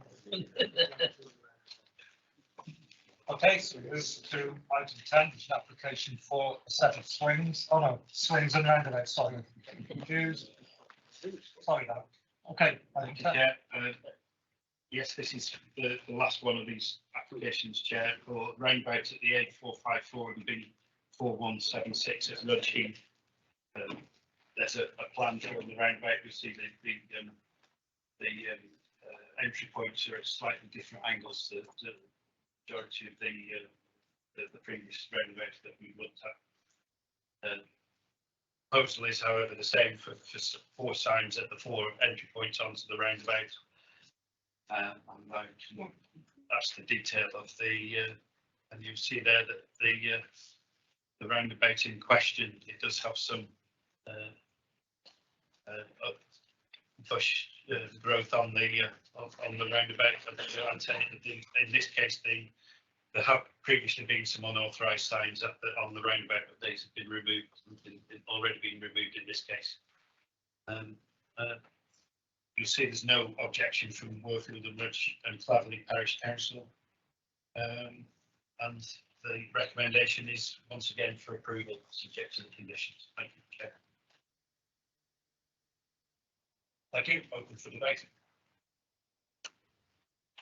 We're all debated out. Councillor Wynne. I'll propose you on the officer recommendation. Okay. Second from Councillor Lee. And we go to vote. Okay, thank you, Chair. So if you could indicate whether you're for or against the proposal to accept the officer recommendation. Andrew Boddington. Caroline Bagnall. 4. Nick Hickner. 4. Richard Huffer. 4. Christian Lee. 4. Nigel Lumby. 4. Richard Marshall. 4. Jeff Parry. 4. Tony Parsons. 4. Claire Wild. 4. And Paul Wick. 4. Okay, so that's unanimous. So, approved. Thank you. So item 11, we're back onto dwellings again now, and this is Gold Moments, 54th Street, Level. Over to the officer.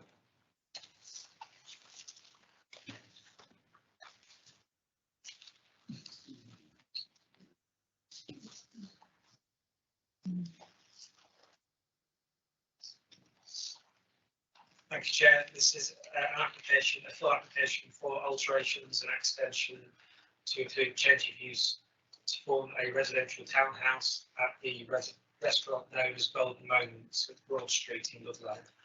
There's a related application for a list of building consents as well, which I'll deal with separately.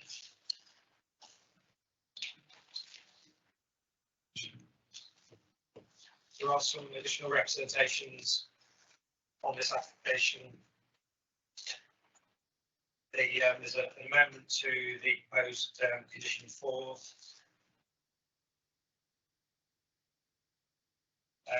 To ensure that the agreed details are retained, they have been approved and completed. So in terms of the location, as shown on this slide, the site is within Ludlow, within the conservation area, and the property is also a Grade 2 listed building. Yeah, there are also listed buildings either side of it, to the north and to the south. So the site is just to the western side of Broad Street, within a predominantly residential area. I'll discuss this slide a bit later on, but this is the plan which is taken from the SAMDEV plan, the policy map, and The yellow area defines the designated town centre area of Ludlow, and the orange lines define the area known as the primary shopping area. This proposal lies just to the south and outside of both of those areas, approximately 30 metres to the south.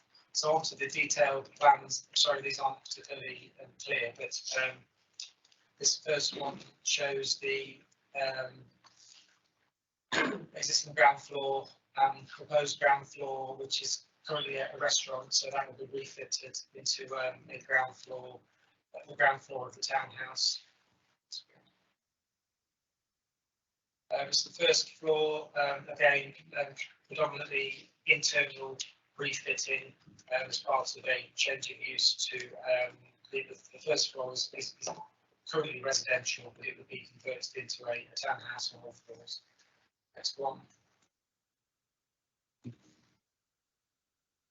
Sorry. I think I've lost the right link. Right.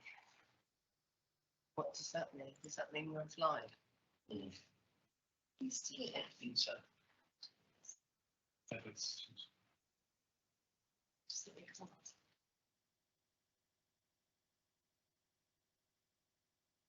Yeah, let's try this. Oh, yeah. I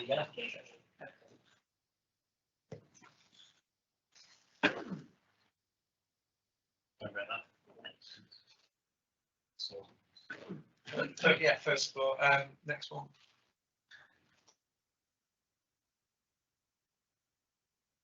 Minor internal alterations to the basement floor.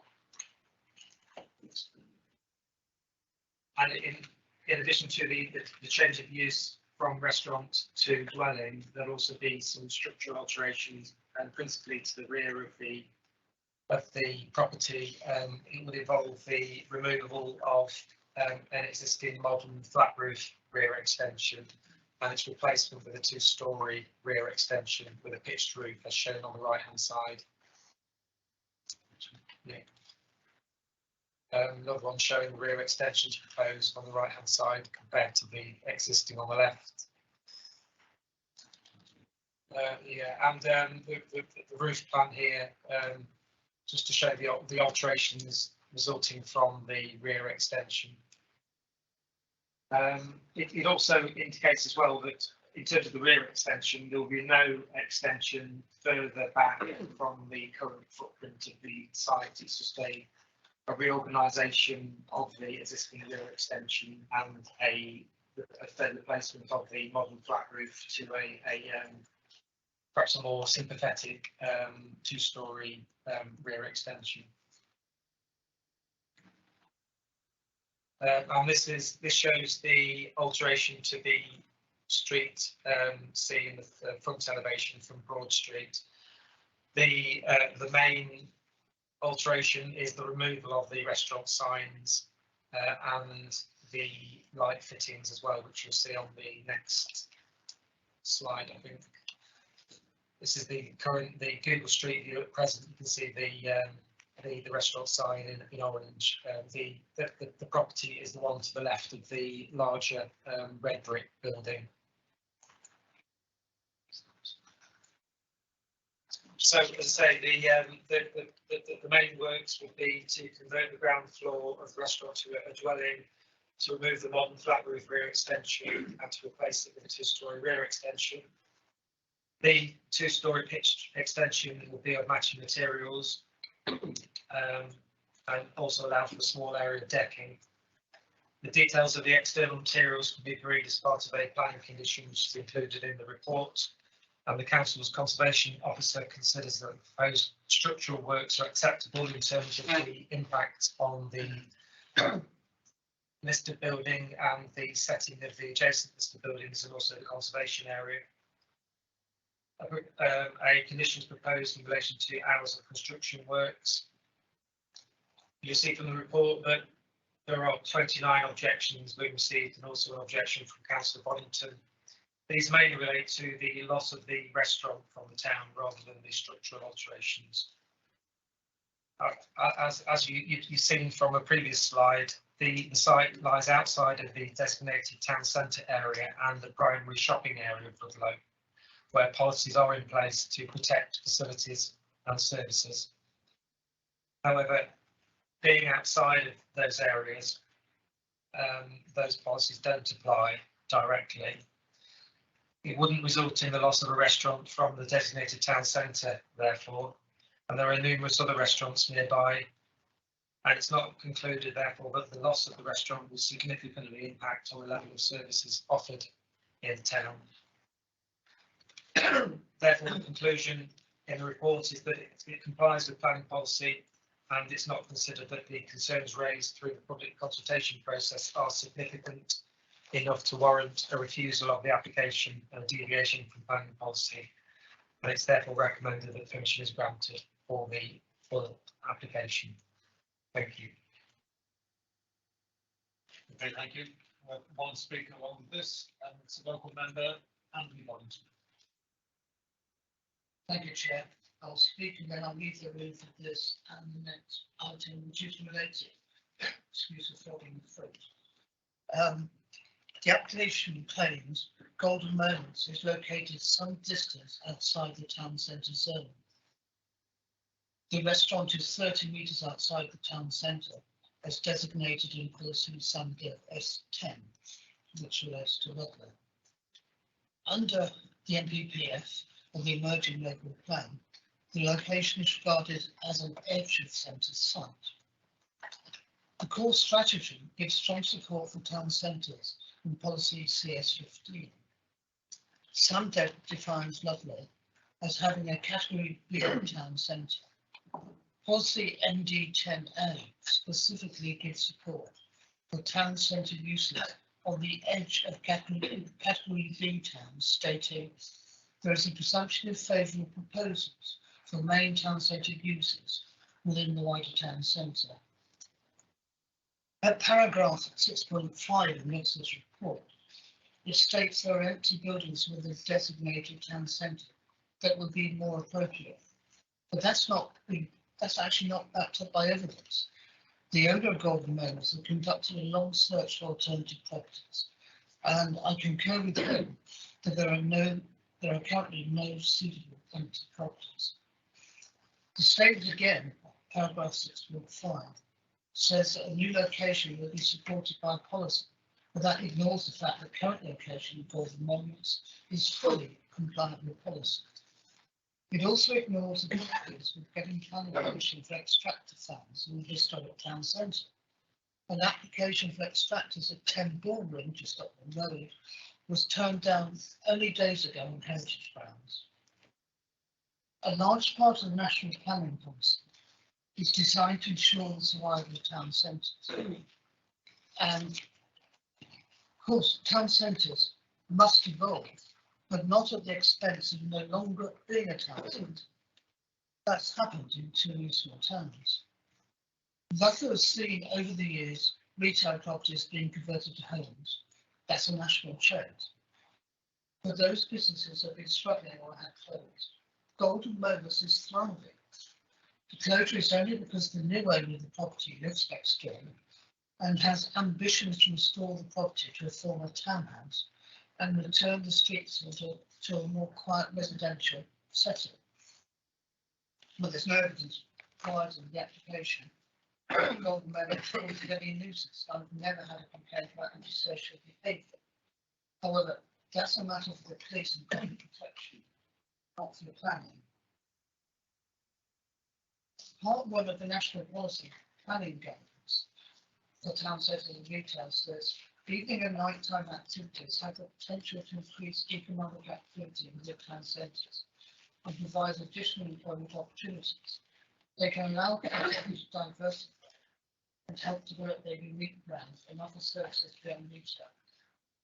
That's important because Ludlow Town Centre is bouncing back after the pandemic, with the retail and nighttime economy in particular remains fragile. This application has a reverse impact for employment. there'd be a short-term minor economic benefit, should it be converted back into townhouse, which, by the way, hasn't been a townhouse for nearly 7 decades, but there'll be a longer-term loss of jobs. This is a family-run business, and the attempt to shut it down, increase the gentrification in Broad Street, should be resisted through the planning system. Ludlow Town Centre needs long-established and stable businesses like Golden Moments. It's been going more than 20 years. Inevitably, if members turn this application down, I urge them to do so. There will be an appeal. But this committee has a good record in making the right decision on willing goods, and I cannot recall an occasion where costs have been awarded against the council as a result of the committee decision that went to appeal. We have a difficulty here that planning policy is geared up to new developments, not applications that attempt to take the town centre or edge of centre location back more than 60 years. But if this was a new application of a restaurant at this location, it would be fully compliant with national and Shropshire planning policy. Chapter 7 of the NPPF has entitled Ensuring the Vitality of Town Centres. Paragraph 86 says planning policies should support the role that town centres play at the heart of local communities. That's what the planning committee should do today. I urge the planning committee to go against the officer's recommendation and turn this application down on the grounds that it conflicts with the objectives of the core strategy, SAMDEP and NPPF, all of which urge planners to protect the vitality of town centres and their environments. Thank you. Okay, thank you, Andy.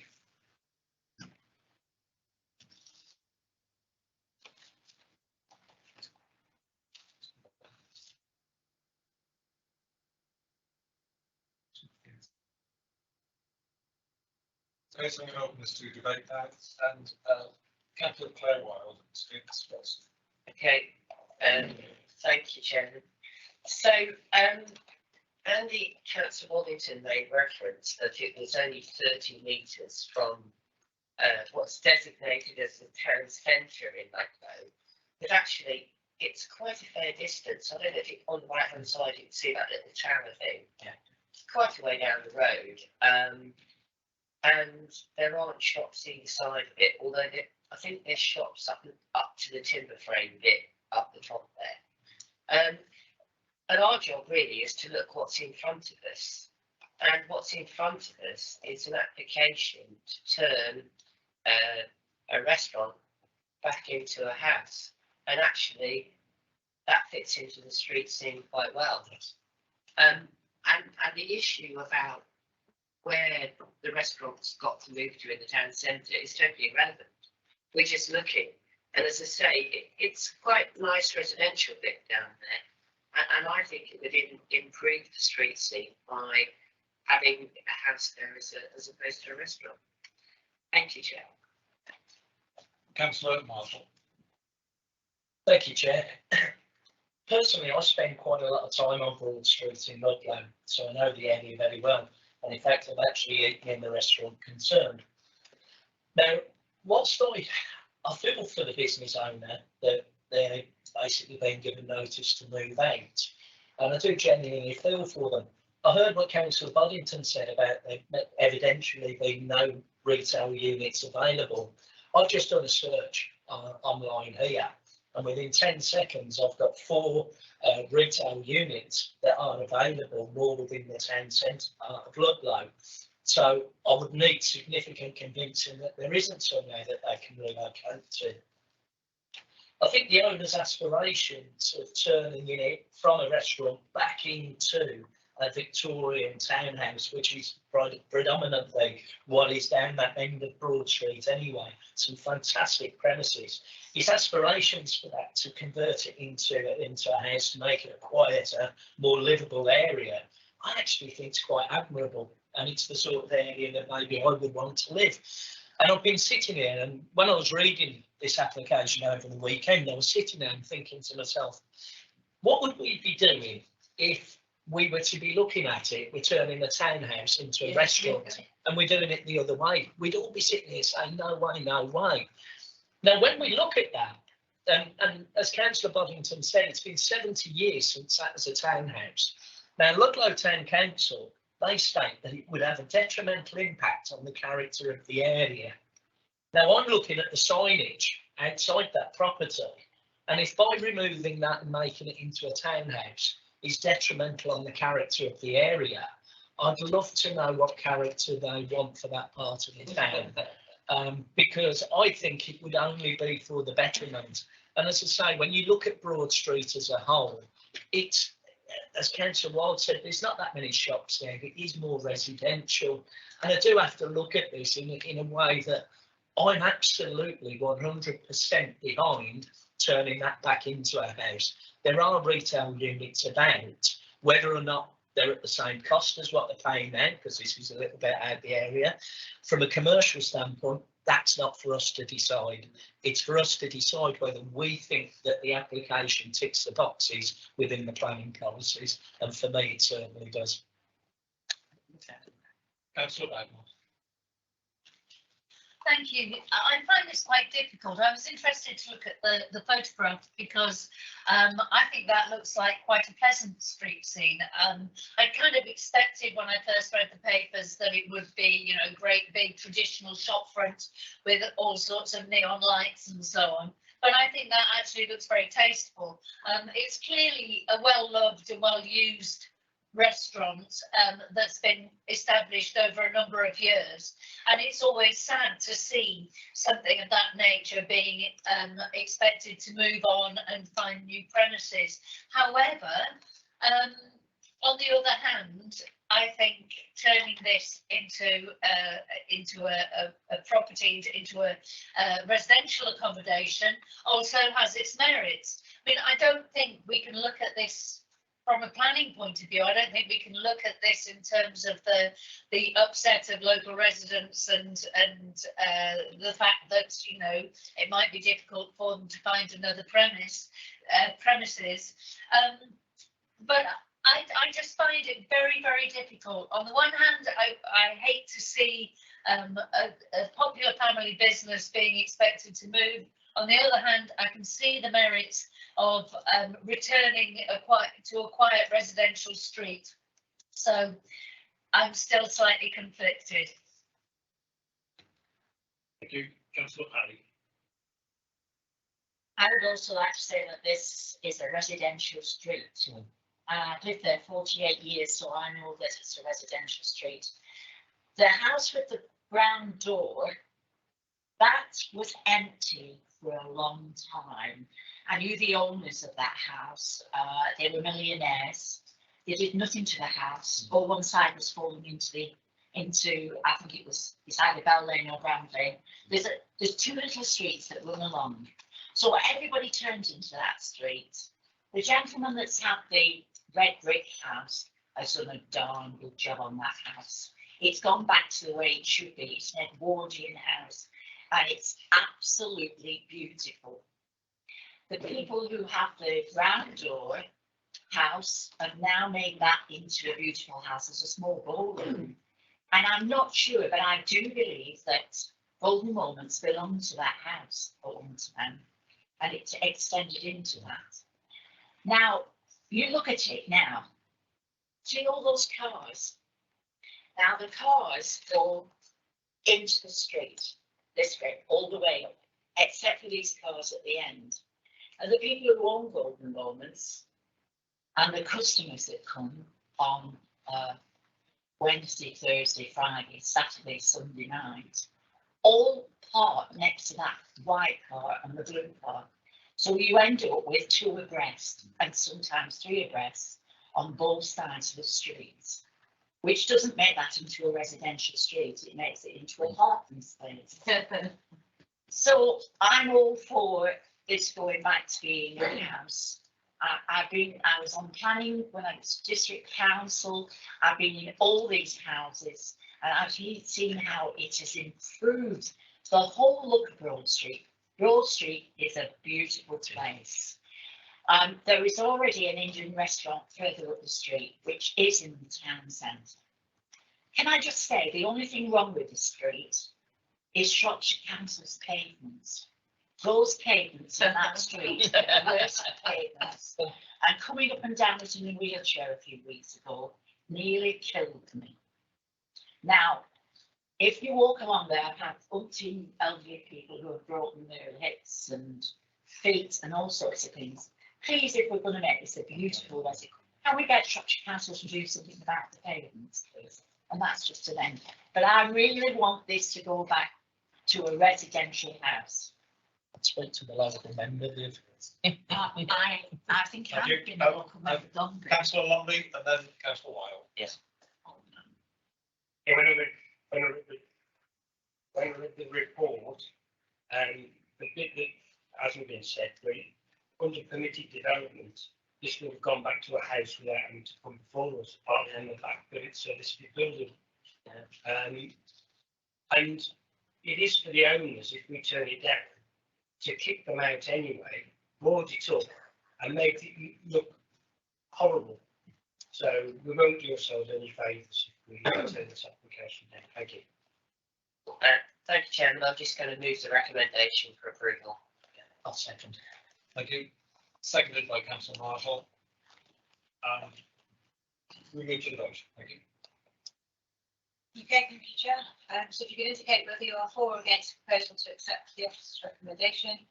Caroline Bagnall. For. Nick Hicknick. For. Richard Huffer. Abstain. Christian Lee. For. Nigel Lumby. For. Richard Marshall. For. Viv Parry. For. Tony Parsons. For. Claire Wild. Or. And Paul Wynn. For. That's mine.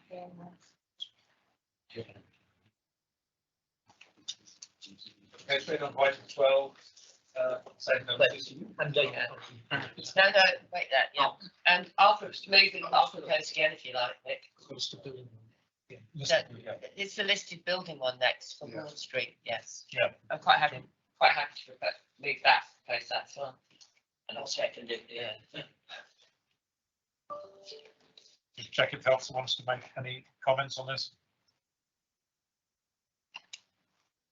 No, not particularly. I wasn't going to present very much. It was just relating to the structural elements because it's an alteration to a listed building. Yeah, no further comments about the report. Okay, so members are happy with the officer's report as written. Can I say that the owner, if he makes this as nice as what he has the red brick one, then, you know, I'm all for it. He has given these people 2.5 years to get out of here, and I think he's done really well to do that. Okay, we'll try and make sure he does a good job. Right. It's not an hour limit. Okay, so we move to the vote. Thank you. Excuse me, Chair, would you mind very much if I go now, because my leg is going mad. I'm in a funny position, and after a time it goes to sleep on the brain. Is there a vote on this item? Or? Sorry, would you like to vote on this item before? Yes, I'll do that. Yeah. Okay, so if you want to indicate whether you're voting for or against the officer recommendation, Caroline Bagnall. For. Nick Hickman. For. Richard Huffer. For. Christian Lee. For. Nigel Lumby. For. Richard Marshall. For. Viv Parry. For. Tony Parsons. For. Claire Wild. For. And Paul Wynn. For. Yes, unanimous. Okay, thank you. And, I am sorry, it's just that it's right. Okay. right, You brought me in. understand. Yeah, thank you, Councillor. Just give me 2 minutes. Yeah. I'll get Andy. I've just nodded in. Okay.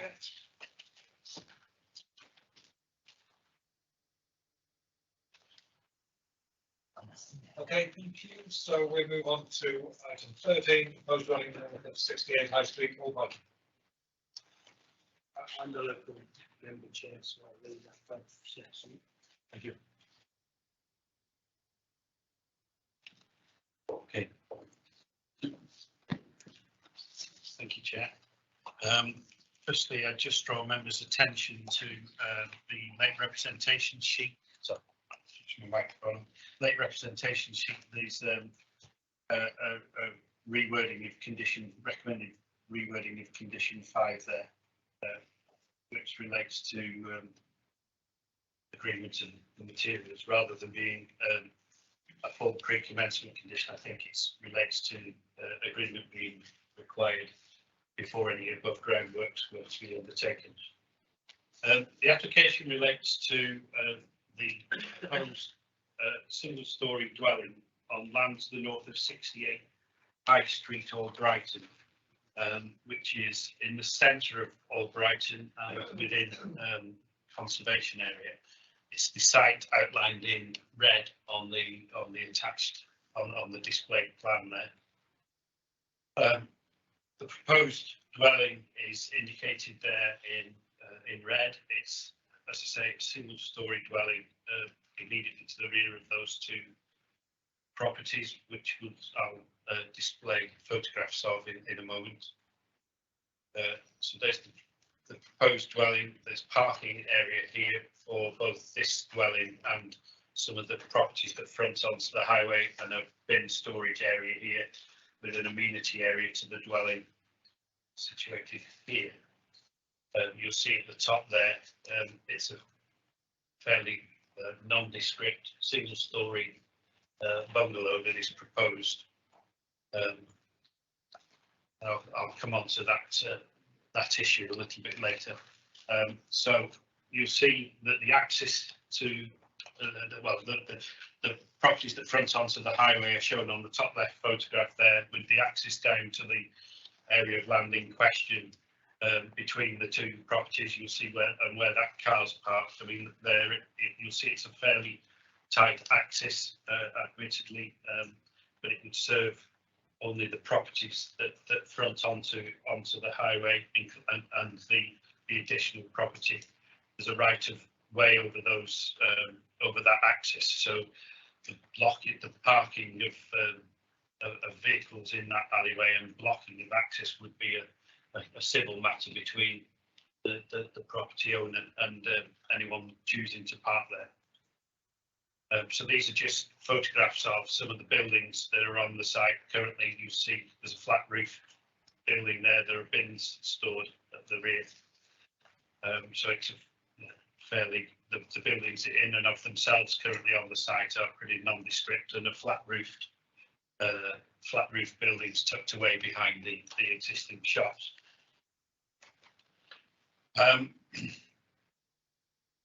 Some more photographs looking back down the axis towards the frontage, and again the rear of the shops with residential accommodation above, and that's the bottom right picture is the exit point from the axis.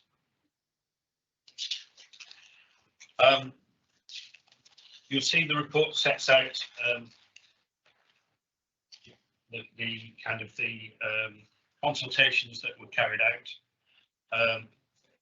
and sets out the detail of the application. You'll note that Albrighton Parish Council have objected to the application on the basis that although the proposed accommodation has been refused, there was a previous refusal for a dwelling on this site. It still objects to the residential property at the rear of the shops on the basis that they set out previously. One of those was that it was overdevelopment of the site, and they consider that the proposed property would still be out of current character and at odds to the surrounding properties within the conservation area. Importantly, you will also read at 4.3 of the report that the Council's conservation team have set out that they have some concerns about the proposal in respect of the proposed bungalow, and in terms of its impact on the character and appearance of the conservation area. And it's not often that we do this, but as officers, I think we've taken the view that in actual fact the proposal is going to be, as the potential, albeit it's a new building within a conservation area. It's tucked away behind those existing buildings, so it's not unduly prominent within the conservation But notwithstanding that, as you've seen from the photograph of the site, the buildings that are currently on site aren't particularly attractive. They've got flat roofs, which are clearly non-traditional. The bungalow that's proposed would have a pitched roof, so in that sense would be more traditional, more in keeping with the buildings at the front. The location of a bungalow in that position would, and as you saw, the proposal includes a bin store for some of those the properties fronting the road. The location of a residential property in that position would encourage better and proper use, I think, of that bin store and policing of that bin store, and it would provide clearly for parking for the properties on the front. So in this particular instance, officers are recommending approval, albeit that the conservation team have identified some concerns with the proposal, and they have identified those as being kind of the harm that would be, any harm that would be derived from allowing or granting the planning permission would be less than substantial. In terms of the principle of development, clearly the site is in the heart of Albrighton. It would comply with policy in terms of that, clearly within the settlement, where new development would be appropriate and allowed, subject to all of the usual considerations.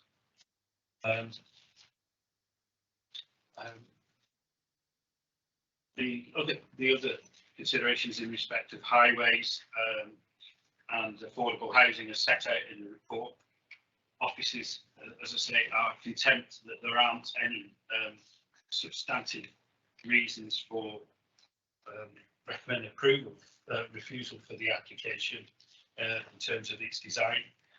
And there is just one other thing I would say, because I've recently been involved in defending an appeal in Albrighton on an allocated housing site, where part of the reason for refusal related to the fact that developers weren't looking to provide dwellings that were suitable for older occupants or for first-time buyers, which was a designated part of the or which was part of the specification for the designation. Well, in this instance, you would say this is going to provide a very modest bungalow in the town centre, within or very close to Albrighton town centre, which presumably is going to prove quite attractive, or may well prove very attractive to either an elderly purchaser or somebody of relatively limited means, a first-time buyer who could only buy a small property. So it's interesting that the policies within Albrighton are seeking to encourage the provision of that kind of accommodation, and yet we do have an objection from them in relation to the proposal for this site. I think, Chair, I'm going to hold fire at that point, but happy to take questions. It clearly is a restricted site, but it's a restricted dwelling, and that's why we're supporting it as officers. Thank you. Okay, thank you, Tim. Mary, do you want to ask the officer a question? Yeah, I've got a question for Tim. Yeah, thanks. Tim, just a quick question on the bins that are stored round the back. Yeah. What's the idea of where they're going to be stored after the bungalow has been built? I'll just take it back. So these properties here obviously are on the front, and they're the ones that are having the bins stored around the back. These parking areas are shared, so couple of one or two spaces for the bungalow and the rest for the businesses, and the bin area is up here in that top right hand corner. Excuse me, I didn't know I could speak. Am I okay to speak? Is that okay? You can't speak at the moment. Is it? Well, if you can clarify if I've said something, have I said something wrong? No, not at all. I just wanted to clarify the book with the bins. Right. Those bins actually shouldn't be on site. One of the tenants has left 2 unpaid bins. So there's probably 3 bins extra on site that actually shouldn't be there. So there's plenty of room for the bins. Okay. We've got a speaker now on this Councillor Michael Lyons, welcome out. Do you space?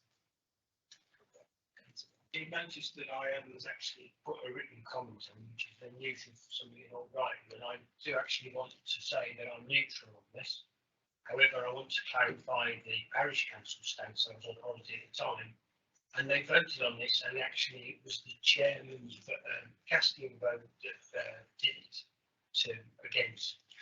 They did object to the previous one, but that was because a bungalow had upstairs windows and upstairs rooms, and would look at various different directions. So this is a different sort of animal now.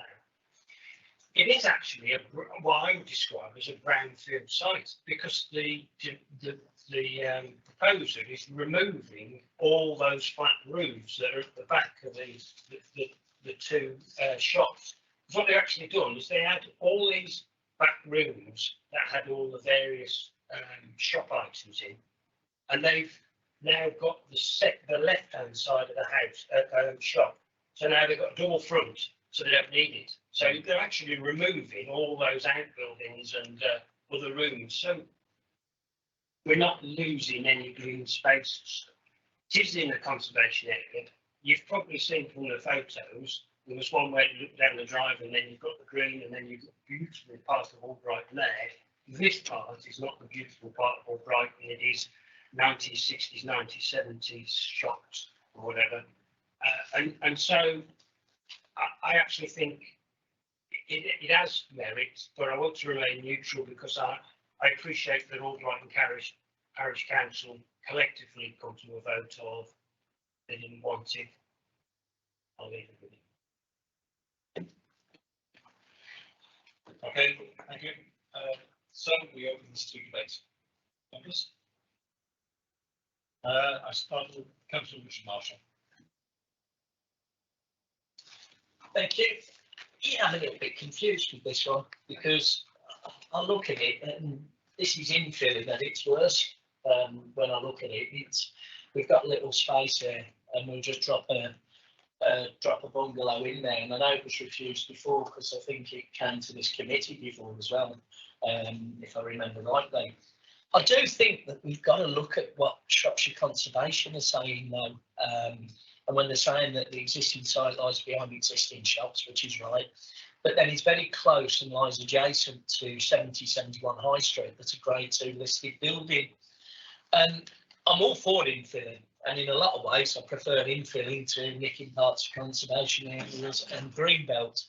I'm just not convinced. And even though it's been stated that 2 of the bins haven't been removed, if I knew Shropshire Council were coming down to take photographs to go to the planning committee, I think I'd have made sure the bins were removed. So I would actually question the management of the site in its existence. So I do have some reservations, and I'll keep an open mind during the debate. Thank you. Councillor Clayward. Okay, thank you. I understand why it was a balanced decision. However, from my point of view, I think 3 things really. The one is that obviously older people want bungalows and nobody builds bungalows. The second thing is that actually you're tidying up all that stuff behind there, you know, the bins and the sheds and everything, and you're making it look a lot tidier. So actually, I think if you tidy it all up, because it's near a conservation area, I would argue that it actually improves the conservation area because it's tidied up. The only one thing that I was concerned about, that they'll obviously tidy it all up, is rats. But if they're going to move the bins and get all those sheds down, and rats isn't the reason to refuse it. But on balance, I don't have a problem with it at all. Thank you, Chairman. I'm quite happy to move it if you want, being a long day. Would you like to move it? Yeah, I'll move it, yeah. Okay, Councillor Tony Parsons. Yeah, it's a tricky one, this. I think, you know, there's not a lot going for it in terms of its design and positioning, but then again, and I understand the position of the people from conservation, I don't think this would have a severe impact on the area in question. It's tucked away, hidden away. I don't know what the previous buildings that we saw were used for, whether they were storage buildings, and whether by getting rid of them, it might create an additional problem for these shops and their storage. But if that's not the case, and because it is a type of residence that people are looking for, and it's certainly handy for the town, village, then I'd be prepared to support it, I think. Thank you. Are you saying you're seconding councillor Wild? Yeah, I'll second Wild's proposal. Okay, thank you. So we have a proposal and seconders, unless somebody else wants to speak, I'm happy to go for the vote. Okay. Okay, thank you, Chair. You can indicate therefore if you're voting for or against the proposal. Andy Waddington? For. Caroline Bagnall? For. Nick Hignett? For. Richard Huffer? For. Christian Lee? For. Richard Marshall? Abstain. Harry? Oh, yeah, she said, sorry. Tony Parsons? For. Claire Wild? For. And Paul Wynn. For. We've got 8 for and 1 3. Okay, thank you. Item 14, schedule of appeals and appeal decisions.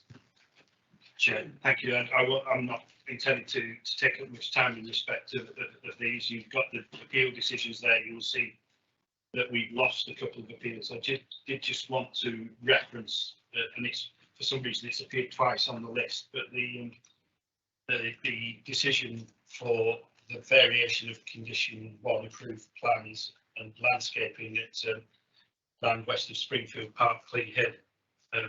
It's quite some time since the appeal, since the committee resolved to refuse permission for that. The appeal's been taking a long time to kind of come to a decision, but it's, and I don't know how many members were on the committee at that time, but it's one where the 3 of the dwellings in particular were on a fairly tight site, were built at a higher level than was approved.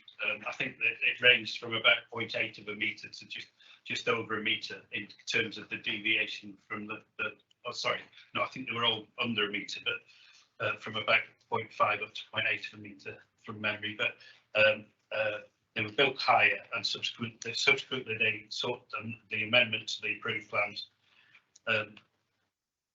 Officers recommended approval on the basis that the difference in height wasn't going to be that significant in terms of the impact on the immediate neighbours.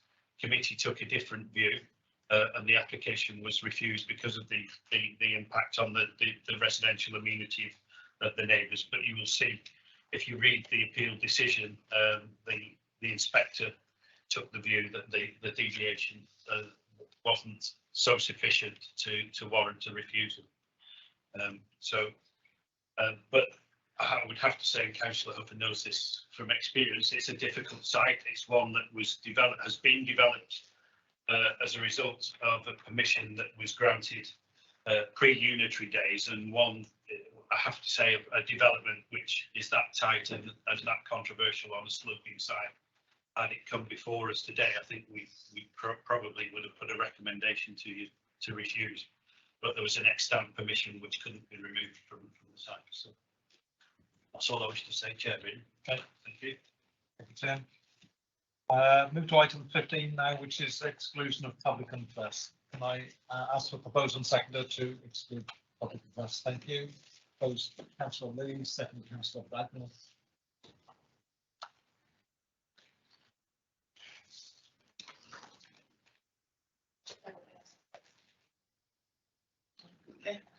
Would you excuse me, Chair? Yes. Do the last bit. We have a vote for the proposal and seconder, then for exclusion of